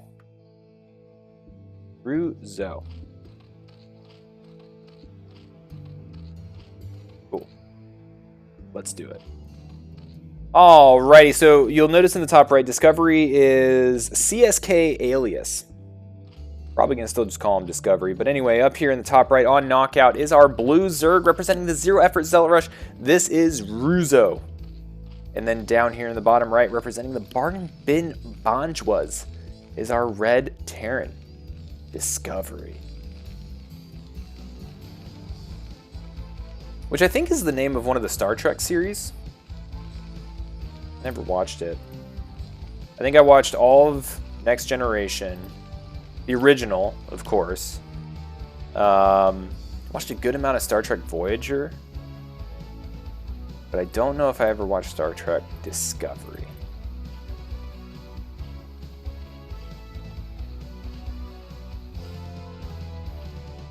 Alright, Zerg player is looking like he's going to get an Overlord here. Not sure if he's going to be going into overpool. Potentially a hatchery first, kind of like 12 hatch build. I'm not seeing an extractor trick or anything. We would have already had the sunken. So it looks like we're probably going to either be doing 12 pool or 12 hatch. Good old time. Oh, you never watched the OG? You should, man. Captain Kirk. He's like James Bond in space.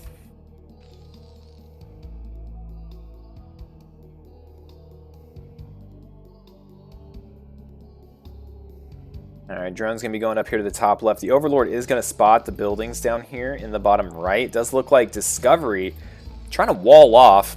Does look like he's also going to be going a little bit of a bio play. Would normally have a refinery by now if we were going to be expecting mech. And the SCV is going to be coming up here, getting a first scout off. Going to see the hatchery at the natural. Going to come up into the main. Identify the spawning pool and also notice that there's no extractor. Curious. Well, at least I thought he was going to go into the main. This SCV going to single-handedly kill this hatchery. Never mind. Now he's going up into the main.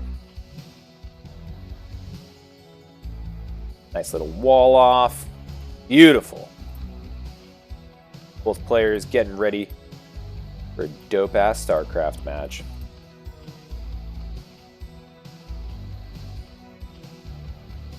Okay, SCV going to be able to hang out in here, really get a timing and understanding of how many Zerglings Zerg is going to make, and also keep an eye on this gas, which is just now starting.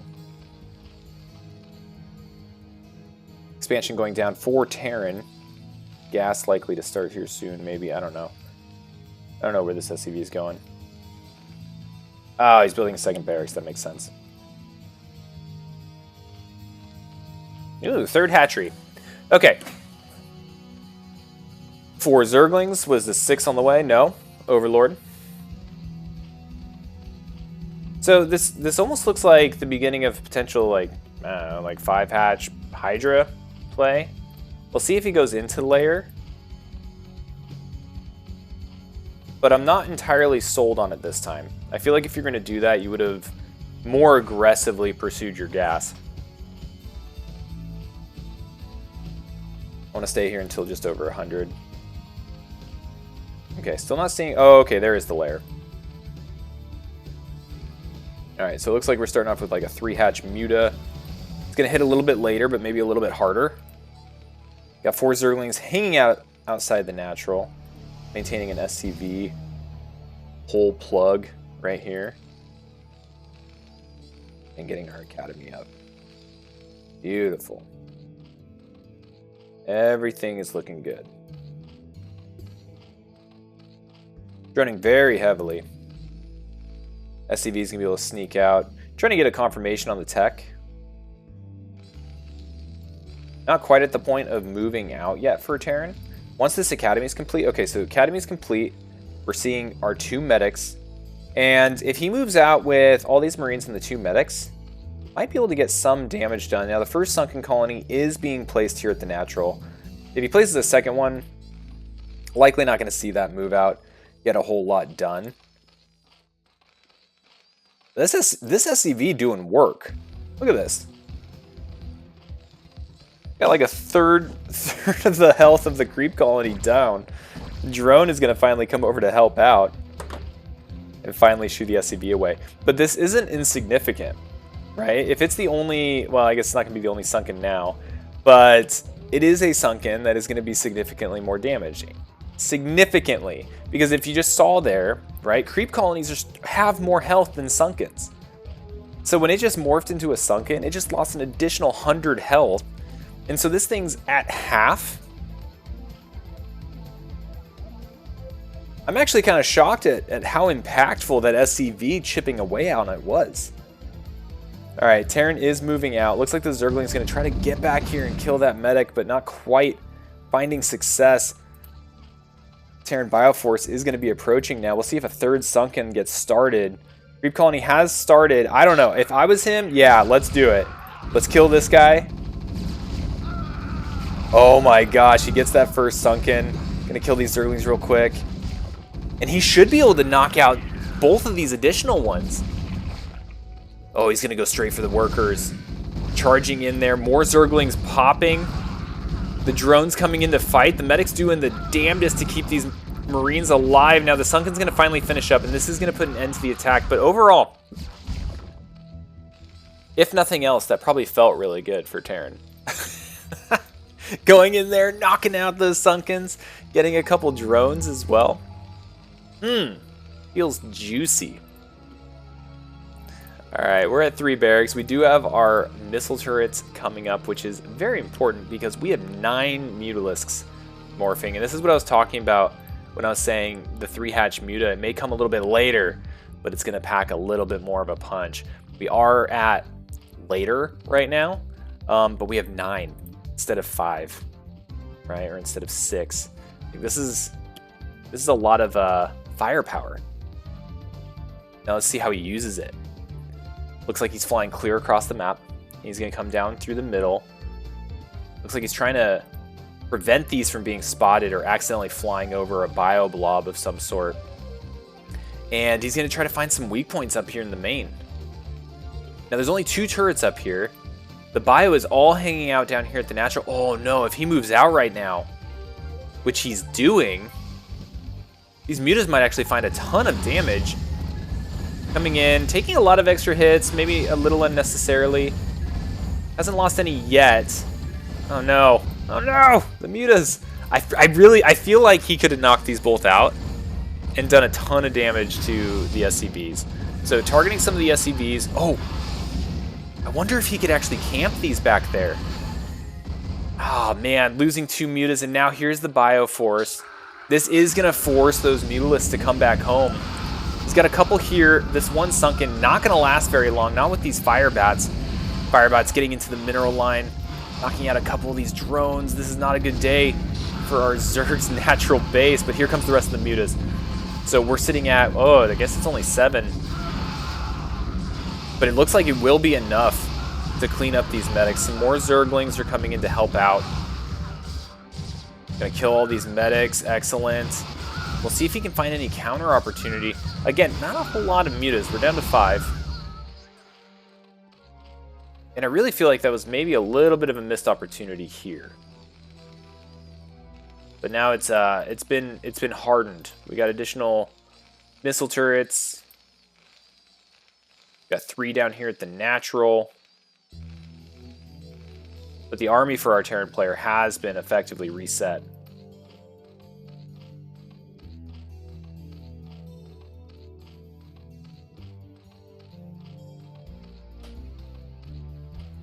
Okay, 3rd base going down for Zerg. Up here in the top left, if you recall, this is where Aaron set his up as well. So, natural play pattern, get this up, throw a couple Sunkens, take the main once this is defended. Now the SCV is going to come up here, is going to spot it. So I wouldn't be shocked if this becomes kind of a priority target for our Terran. Knock out that 3rd, contain the main, and then come back for it later. Yeah, we see the bio moving out right now. Gonna knock out these Zerglings. Gonna run... Oh, I thought he was gonna head cross map. No, it looks like he's continuing his aggression towards the top right. And not a bad choice, honestly. Like, he's got a creep colony up here that's almost schwacked.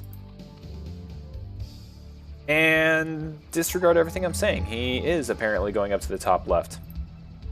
And he will undoubtedly eliminate everything that's here. A couple Hydralisks coming to support. These mutas will probably get pulled as well. Now we do have lurkers out on the field. And this is going to help our Zerg player a lot with this Bioforce. But in response, we do already have science vessels on the way. I don't know what's up with this second control tower. I feel like maybe he made the starport here, did the control tower, didn't like the way the city was looking.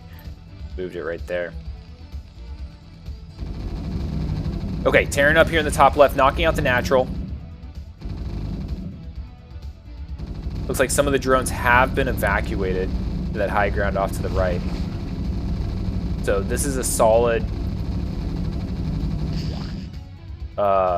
attack here from Terran. Ooh, those were lurker eggs? Bummer.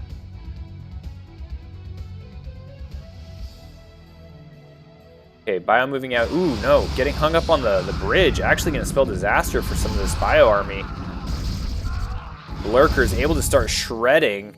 There was a scan, but there's just not enough here, I don't think. Okay, going to reburrow. Does get one of them. Oh, man. This little group of Marines doing way more damage than they have any right to. And that's going to be it. So they're all dead. Second group of Bio heading up to the top right, but their medics seem to not want to be following the group. Jeez, nice catch there by Discovery. Discovery really feels like he's in command of this game. Okay, big stem, move it in.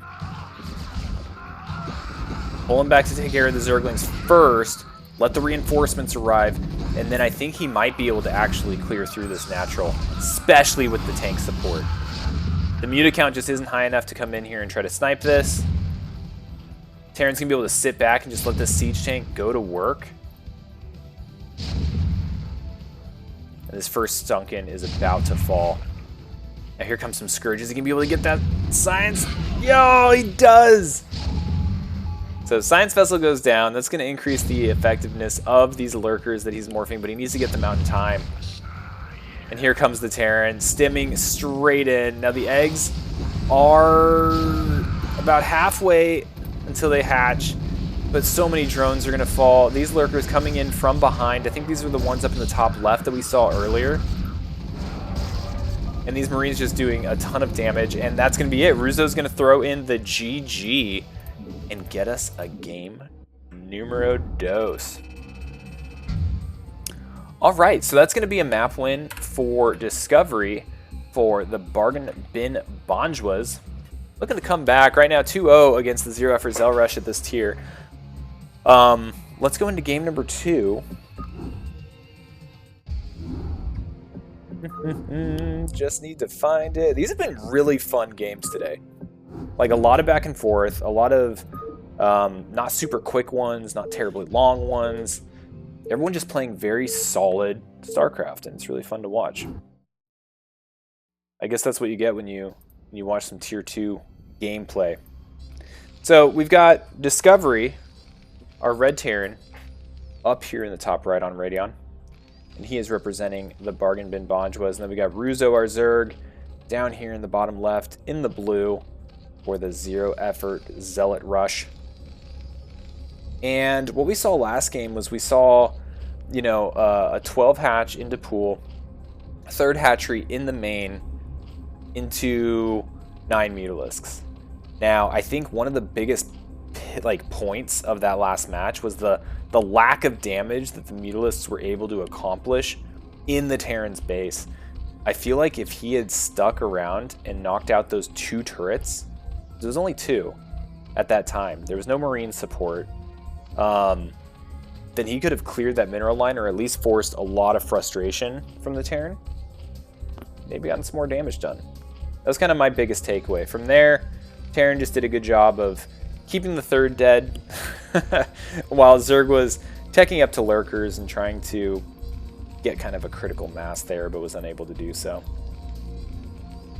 Also a fun event last game was that SEV.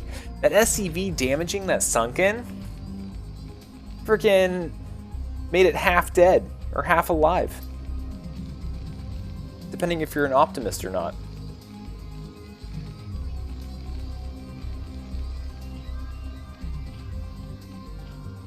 So it looks like more of the same.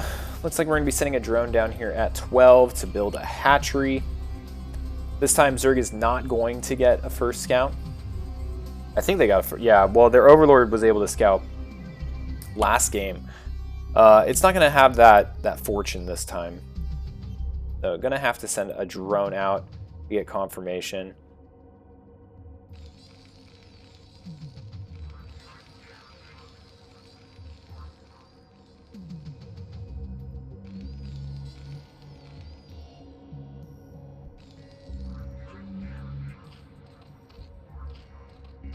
All right, spawning pool about halfway complete.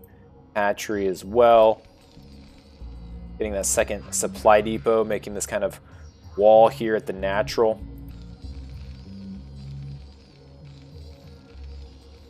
And we've got that second scout going out down here to the bottom right. So he'll know that the Zerg is in the bottom left here real soon. But he hasn't confirmed everything. Welcome back, Esk. Let me allow your auto-modded message. You've missed some bangers, Esk. And no one's been talking. We talked about Star Trek. Talked about New Year's resolutions. We talked about taxidermy. We talked about bingo. By the way, we haven't had bingo cards in quite a while. But if you want to make a bingo card, go ahead and go to a website. I think Bingo Baker is one of them. Fill out a bingo sheet with whatever you anticipate to happen during these series. And post it in the CPL chat and ping Anderson. He handles all the prize support for our bingo sheets. Judges it on speed and creativity. Alright, expansion is going down here for our Terran. We are getting a refinery. Likely to see an academy going down here soon after this second barracks. Here comes some Zerglings. They're not going to get anything done, but they'll probably just hang out here, be annoying, provide vision.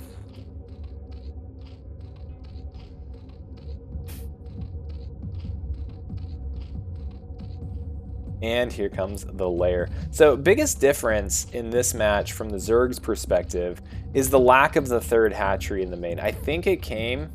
Well, actually, I don't think we're there yet. But... Oh, never mind. There it is. So he did get a third hatchery, and he's going straight into Hydralisks. Now, this SCV did see it. So no surprises here. And there's no creep colony for this SCV to almost kill. So it's going to have to run home. Okay, Academy is almost complete. Now, last game, Discovery did take his 2 medics and just move out. So that's kind of what I'm expecting again to happen. He's got his 6 Marine. Going to get his 2 medics. I guess 7 Marines now. We'll see if these Zerglings can pounce on this SCV. Oh! Nope. Here come the Marines to save the day. Dude, I want to see this Zergling kill this Marine, or this SCV. He got it! Oh! That's my Korean casting excitement. 2!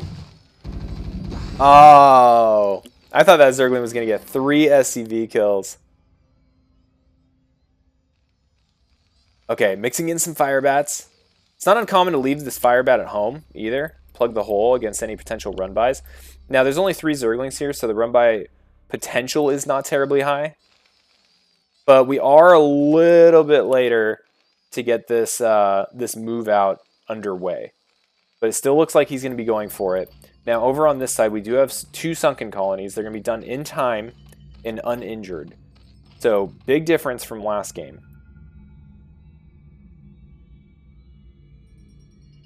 But we're also bringing... Are we bringing Firebats?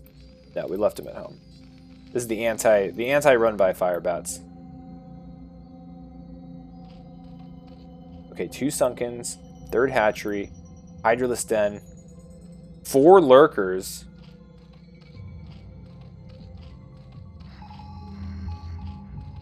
Got a scan. He sees the 2 Sunkens.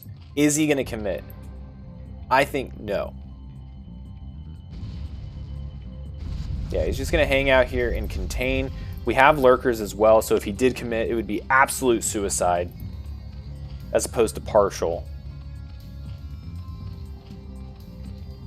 And these Lurkers are going to make life a little bit difficult for our Terran player. It looks like he's stacking them up as well.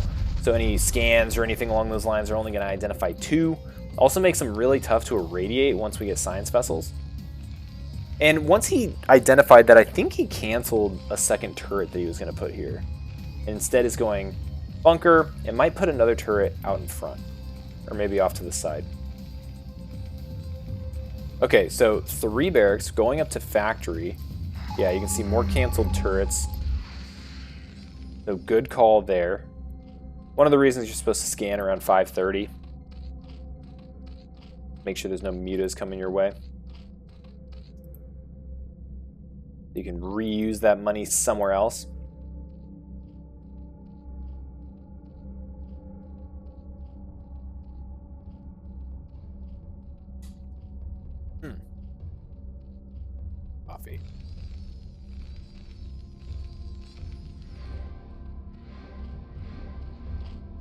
Okay, I don't think he's going to move out in here anytime soon. I think he's going to need a tank. He's getting a machine shop as well, so I think he thinks the same. Going to get a tank, getting a starport. We have Ensnare coming for our Zerg player. We're going to see Lurker Queen with Ensnare. I want to see Broodlings. I want to see Infested Terran. That's what I really want to see. Let's see if we get that far. Okay, another scan. Hitting the natural, seeing all these lurkers, all these zerglings. Fourth hatchery in the main. Now we're still on 2 mining bases, so this is still relatively low economy Zerg. He has a good amount of drones. He's sitting at 35. Very healthy drone count, but not a whole lot of mineral patches that he's pulling from. Going up to Hives. Okay, so Hive's going to finish. Where do we go from there? We're getting Zergling speed. Getting more Hydralisks. Got a whole grip of lurkers here, and now we're starting to move out. Okay, here comes the Queen. Is he going to ensnare? He does! Huge ensnare! Going to be able to burrow these lurkers and get so many shots off on this bio. That was huge! That was a beautiful engagement by our Zerg player. Well thought out and done. I love it! That was rad. Now, he had such a commanding force, I don't know if he really needed it, but it was super cool. So he's bringing the Queen along.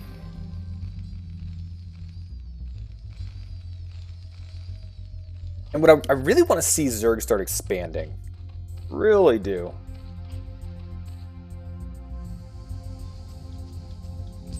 Okay, we're loading up the bunkers. We have a couple siege tanks. This looks pretty tight. Now we're getting into Filer's Mound, and we're getting a Spire, though, as well. So, opting to kind of continue unlocking the tech tree here. Supply is looking pretty dang good for our Zerg player. He just scouted with that Zergling that indeed there are tanks. Good. Here comes Zerg. Gonna go get some expansions. This is just an SCV, not like a fire bat or anything. So feeling good. Whole bunch of reinforcements in the form of lurkers and zerglings heading across the field. We've got consume being researched. We've got 2 engineering, evolution chambers going down. But no broodling. We're here for broodling and infested Terran. Okay, that zergling just checked if there was tanks still. There are.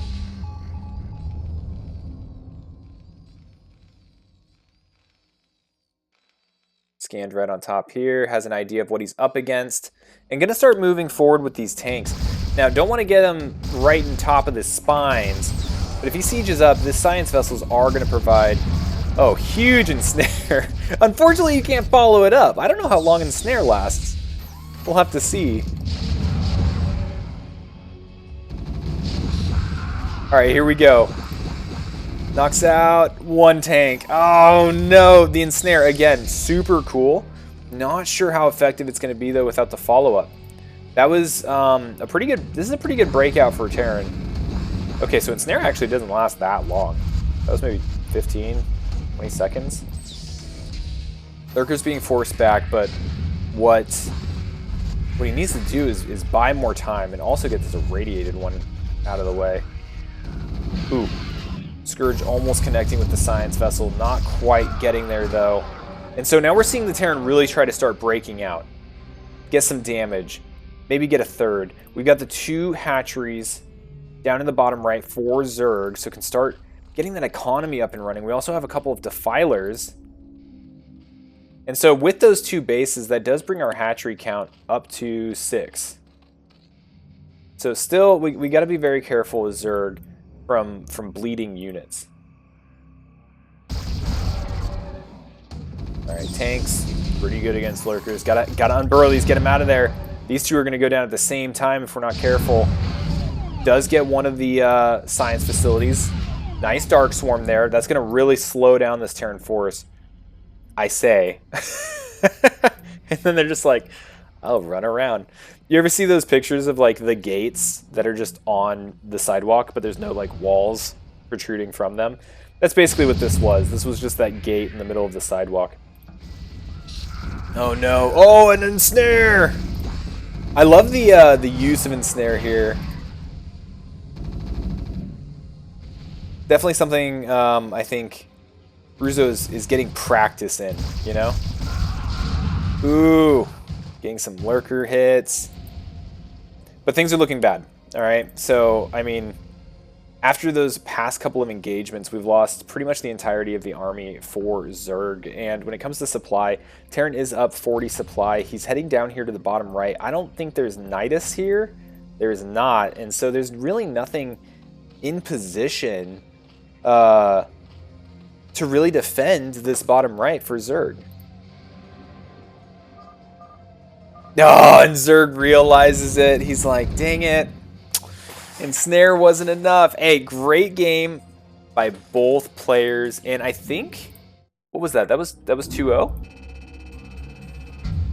Yeah, that was 2-0 for our Terran player. So that puts the Bargain Bin Bonjwas on the board with Discoveries 2-0 over Russo. Great games.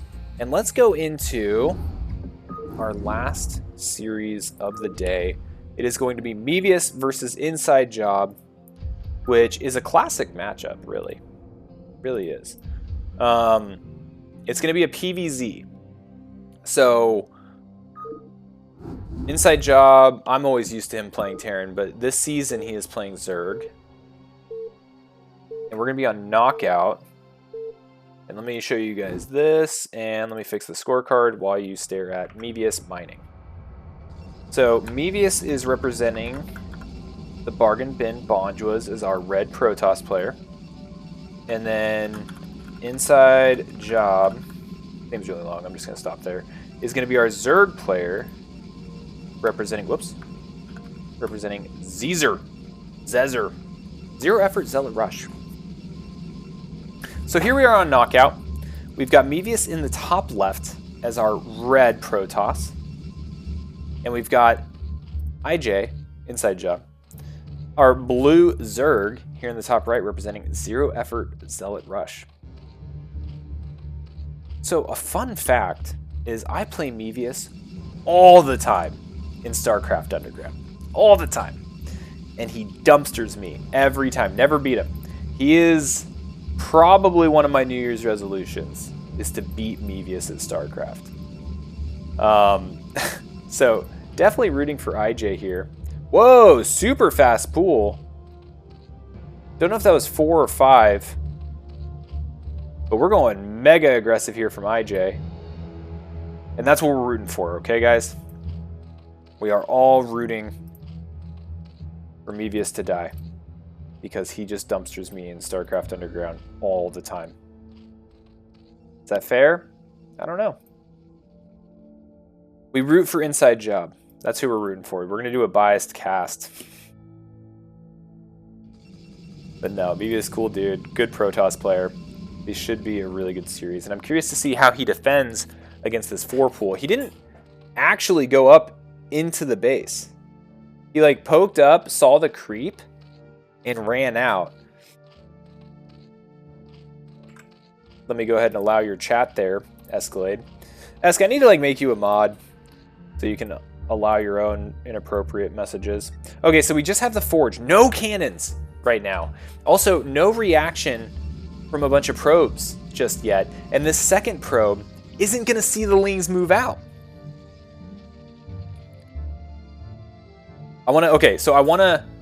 Which one's going to happen first? Okay, he sees these Lings.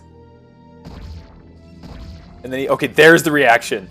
So right now is the moment Mevius goes, ah, shit. Darting down these cannons. They all go down. How many Zerglings we got? We got 6 Zerglings still. And GG! Boom!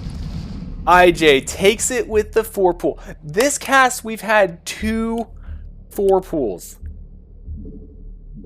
And that is going to give Zero Effort Zealot Rush a map win against Bargain Bin Bonjwas. Good job, IJ. Good job. Thanks, IJ. I agree that your game was very good. Going into game number 2, we are going to be on Radeon. Will IJ 4-pool again? God, I hope so. They never expect it. You know, you always prepare yourself for the 4-pool, but you feel like when the 4-pool happens, it's done. You did it. You survived. No one expects you to do it every single time. So maybe we'll get lucky and we'll have that this time. But I just saw a drone get built up there, so maybe not. But anyway, up here in the top right on Radeon is Bargain Bin Bonjua's Red Protoss, Evious. Down here in the bottom left, we have our blue Zerg, who just won with a 4-pool. IJ, representing the Zero Effort Zealot Rush. IJ, another person that puts in a ton of effort, plays a lot of games. We were talking about Mick earlier. These are players that have many, many games. I think I was playing with Mick last night, and I noticed he like jumped into the server, right, and like jumped into the match. And you know, when people show up, it's like this player has won this many and lost this many. Mick's was like 1,500 wins, 1,500 losses, like an insane amount of games. I think I've probably played 300 games total ever. I should actually check. I'm not entirely sure. I did check a while back, and it was only a couple hundred. And I don't even know if AI matches count towards that number. No, that's not how I was counting. I think I was counting, I have like a profile per server, and like I went into each of the profiles because I've never deleted a profile. So anyway, doing Forge Fast Expand again. First Scout did not work up there in the top left. Not work, rather I should say his first scout was not a first scout. He's going down here to the bottom left, and then he'll be heading over to the bottom right and identifying where the Zerg is. Now, Overlord also not seeing anything in the bottom left, sending a drone, looks like up towards the top right, is going to get confirmation that that's where the Protoss is chilling with their Forge. Now, we do have a cannon going down.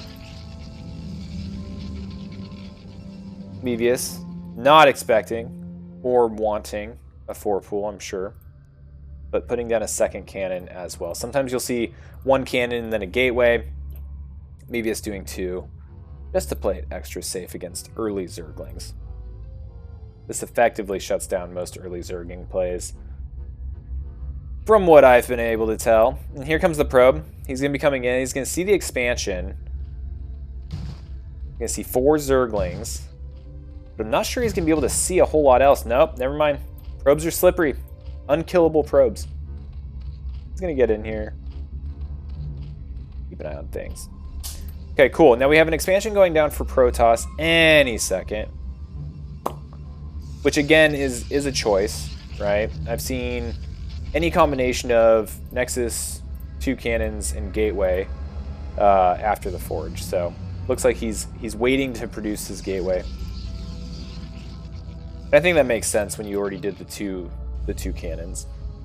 Might as well start getting the economy up and running. We're going to have 4 Zerglings heading across the map from IJ, and we also have a 3rd base being thrown down. So pretty standard, like Hydralisk opening is what I'm, obviously predicting in a TV or ZVP. Might see a 973 action going on here. I'm like saying these terms, I have no idea what they mean. Like, yeah, 973. It's like 6-7, but different. I hate 6-7. I never thought I'd hate a number so much.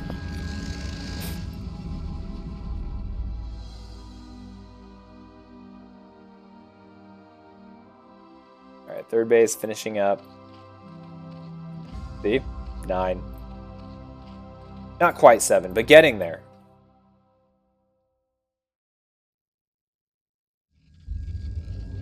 Okay, so really the next thing I want to keep an eye on, I do think we're going to see 973 Hydralisks. But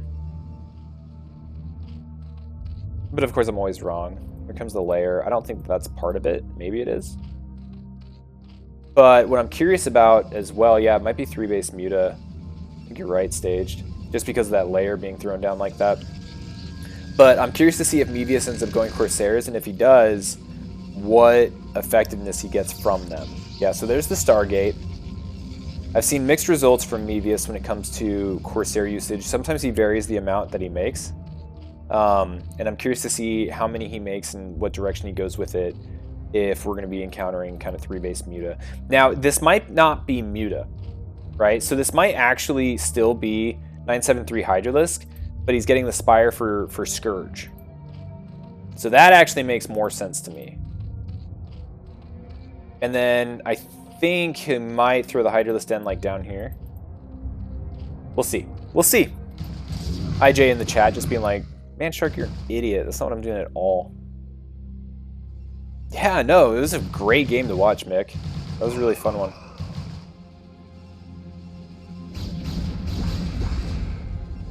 Is it already too many drones? I think we had 9. He built a Spire. Yeah, 10. Way more than 3. Okay. You're right, Staged. Okay, so now we're getting a 4th hatchery. Still no Hydroden. Okay, so it does look like Mutas. Now, how effective are Mutas going to be? We're going to have the Corsairs pop out. There's nothing up here yet. He is building a cannon near the Stargate, which is good practice. Prevents the Scourge from just parking on top and blowing things up as they come out. And now this Corsair is going to head over, and what can be pretty damaging is the Corsairs knocking out a bunch of Overlords. Now, we do have the 5th hatchery, and we do have the Hydralisk Den starting now, but the Corsair is going to have free reign here for a little bit. I don't see... Okay, no, we do have a couple pair of Scourge, and they're down here at the natural. So we keep the Overlords here as IJ. Scourge can pop out and hit the Corsair, but Mevi is content with just knocking out some scouting. So now he's going to kind of go back up across the map, keeping an eye out for Overlords. You can see he kind of did it down, over, and then up. He's like... This is like how you mow a lawn, right? And we'll see if he goes back over and then down. Oh, no, I guess not. Gosh. All right, here come the Scourge. They're going to come in. They're going to see the cannon. They're going to run away. It'd be really cool if he could dive in on one of these Corsairs, though. That'd be neat. Ooh, but he does lose one. That's a feel bad. All right, but now we're here at Hydralisk production. So IJ is starting to pump out Hydralisk at quite a rate. Got 5 hatcheries up. So 5 hatch Hydra. Using the Spire for Scourge. Here we go. And so this is a little bit of what I was talking about when it comes to Mevius and Corsair usage. So I've seen him go up to like 7. And be really aggressive with them and hunting Overlords, diving in. But I've also seen him stay as low as like 3 and prioritize ground army. So it looks like we're kind of doing the ground army prioritization. We're starting to blow up with more gateways, right? So we got 4 going down. We already have Templar Archives. You're right, we do have air weapons being upgraded. And we have a 5th Corsair being made. Meanwhile, on IJ's side, getting a ton of Hydras, getting Loogie range, getting +1 spitting. And here we go. Here we go. Let's see if he can do a bust. Now, Storm is almost done. He's going to get there like right as Storm completes. And the energy is slowly building up. Here's our 5 Corsairs. Curious if we're going to mix in DTs or if we're just going to stay High Templar. I think High Templar just makes a lot of sense here. Storm all this Hydralisk to oblivion. That's what this is going to come down to, is if he can get the energy and he can knock out these Storms. He does throw down 2 more cannons. Oh no, the Zealot's getting aggroed out here. They're going to go down for free. And now, +1 melee. There's no way this is going to finish. Huge Storm. Oh my gosh, another one. This is what it's all about. The Hydralisk is still in just wild numbers, though. Another big Storm coming in. IJ reacting really well, closing the distance, knocking down these cannons as he can. A couple more High Templar, but they just don't have the energy right now. The Hydra showed up way too early, and he's going to start knocking down these cannons. Oh my gosh, all the cannons at the front have been eliminated. The Archon goes down immediately. 3 High Templar is all that stands between Mevius and death, and the Hydralisk just keeps showing up. Nice big storm there. Not sure if it's going to be enough, though. What do we have producing? We got a bunch of Zealots, a whole round of Zealots coming out. Should be able to push these Hydras out of the main. We got 1 cannon down here at the natural, trying to hold on for dear life. A couple more cannons. And this is kind of the make or break for Mevius. Can this next storm change the course of this battle? Oh, but IJ's just too on top of it. Microing these Hydras out of the way, knocking out that last cannon. Oh, I guess there is one up there. Oh no, the Zealot's derping around a little bit. Start killing. IJ throwing down lurker eggs on the ramp, sealing off the main base from the natural, going to kill all of these probes.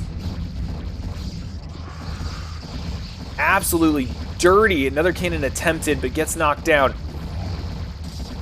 The Hydra's spitting on anything that comes in. When in doubt, spit on it. Zerg players. Oh my gosh, the lurkers on the ramp pushing back these Zealots. Not enough energy on this. The natural does die for Mevius. This is not looking good. GG. Alright, so IJ coming out on top for the 0-effort Zealot rush. Getting the 2-0 against Mevius, who's very strong Protoss players. So very well fought. And today we got to see 2 4 pools. The only thing better than 2 4 pools is more than 2 4 pools. All right, I'm gonna go ahead and let's do our CPL anthem. We'll raid somebody, and we'll all have a kick-ass day. But just a quick recap: Aaron versus McTarren, 2-1. Really fun. I mean, all these series were really fun, but that one really started us off on a solid tone.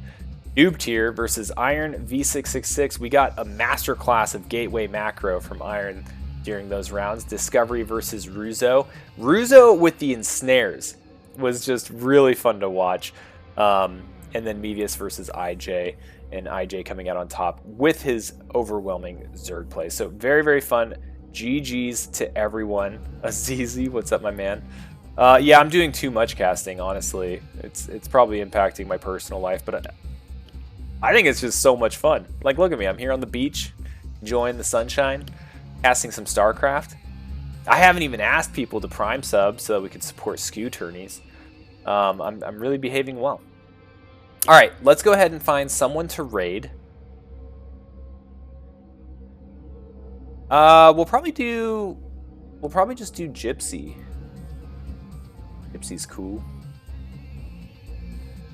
Yeah, we'll do Gypsy. But let's do our CPL anthem first. Okay, so everyone stand up. We got to show the respect to the CPL anthem and the organization that we all hold dear, and that we come here to watch each other beat the snot out of each other. Fingering commence.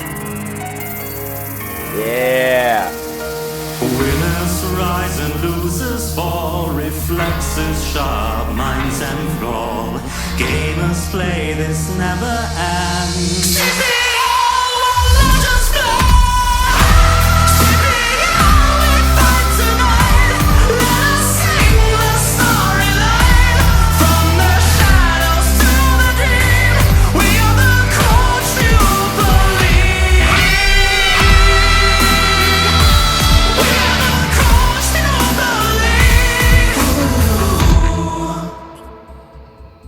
Beautiful. Beautiful. Let's go ahead and raid Gypsy. Send all y'all on your merry way. Hopefully everyone had a kick-ass time and has a great weekend. I'll talk to y'all later. Bye.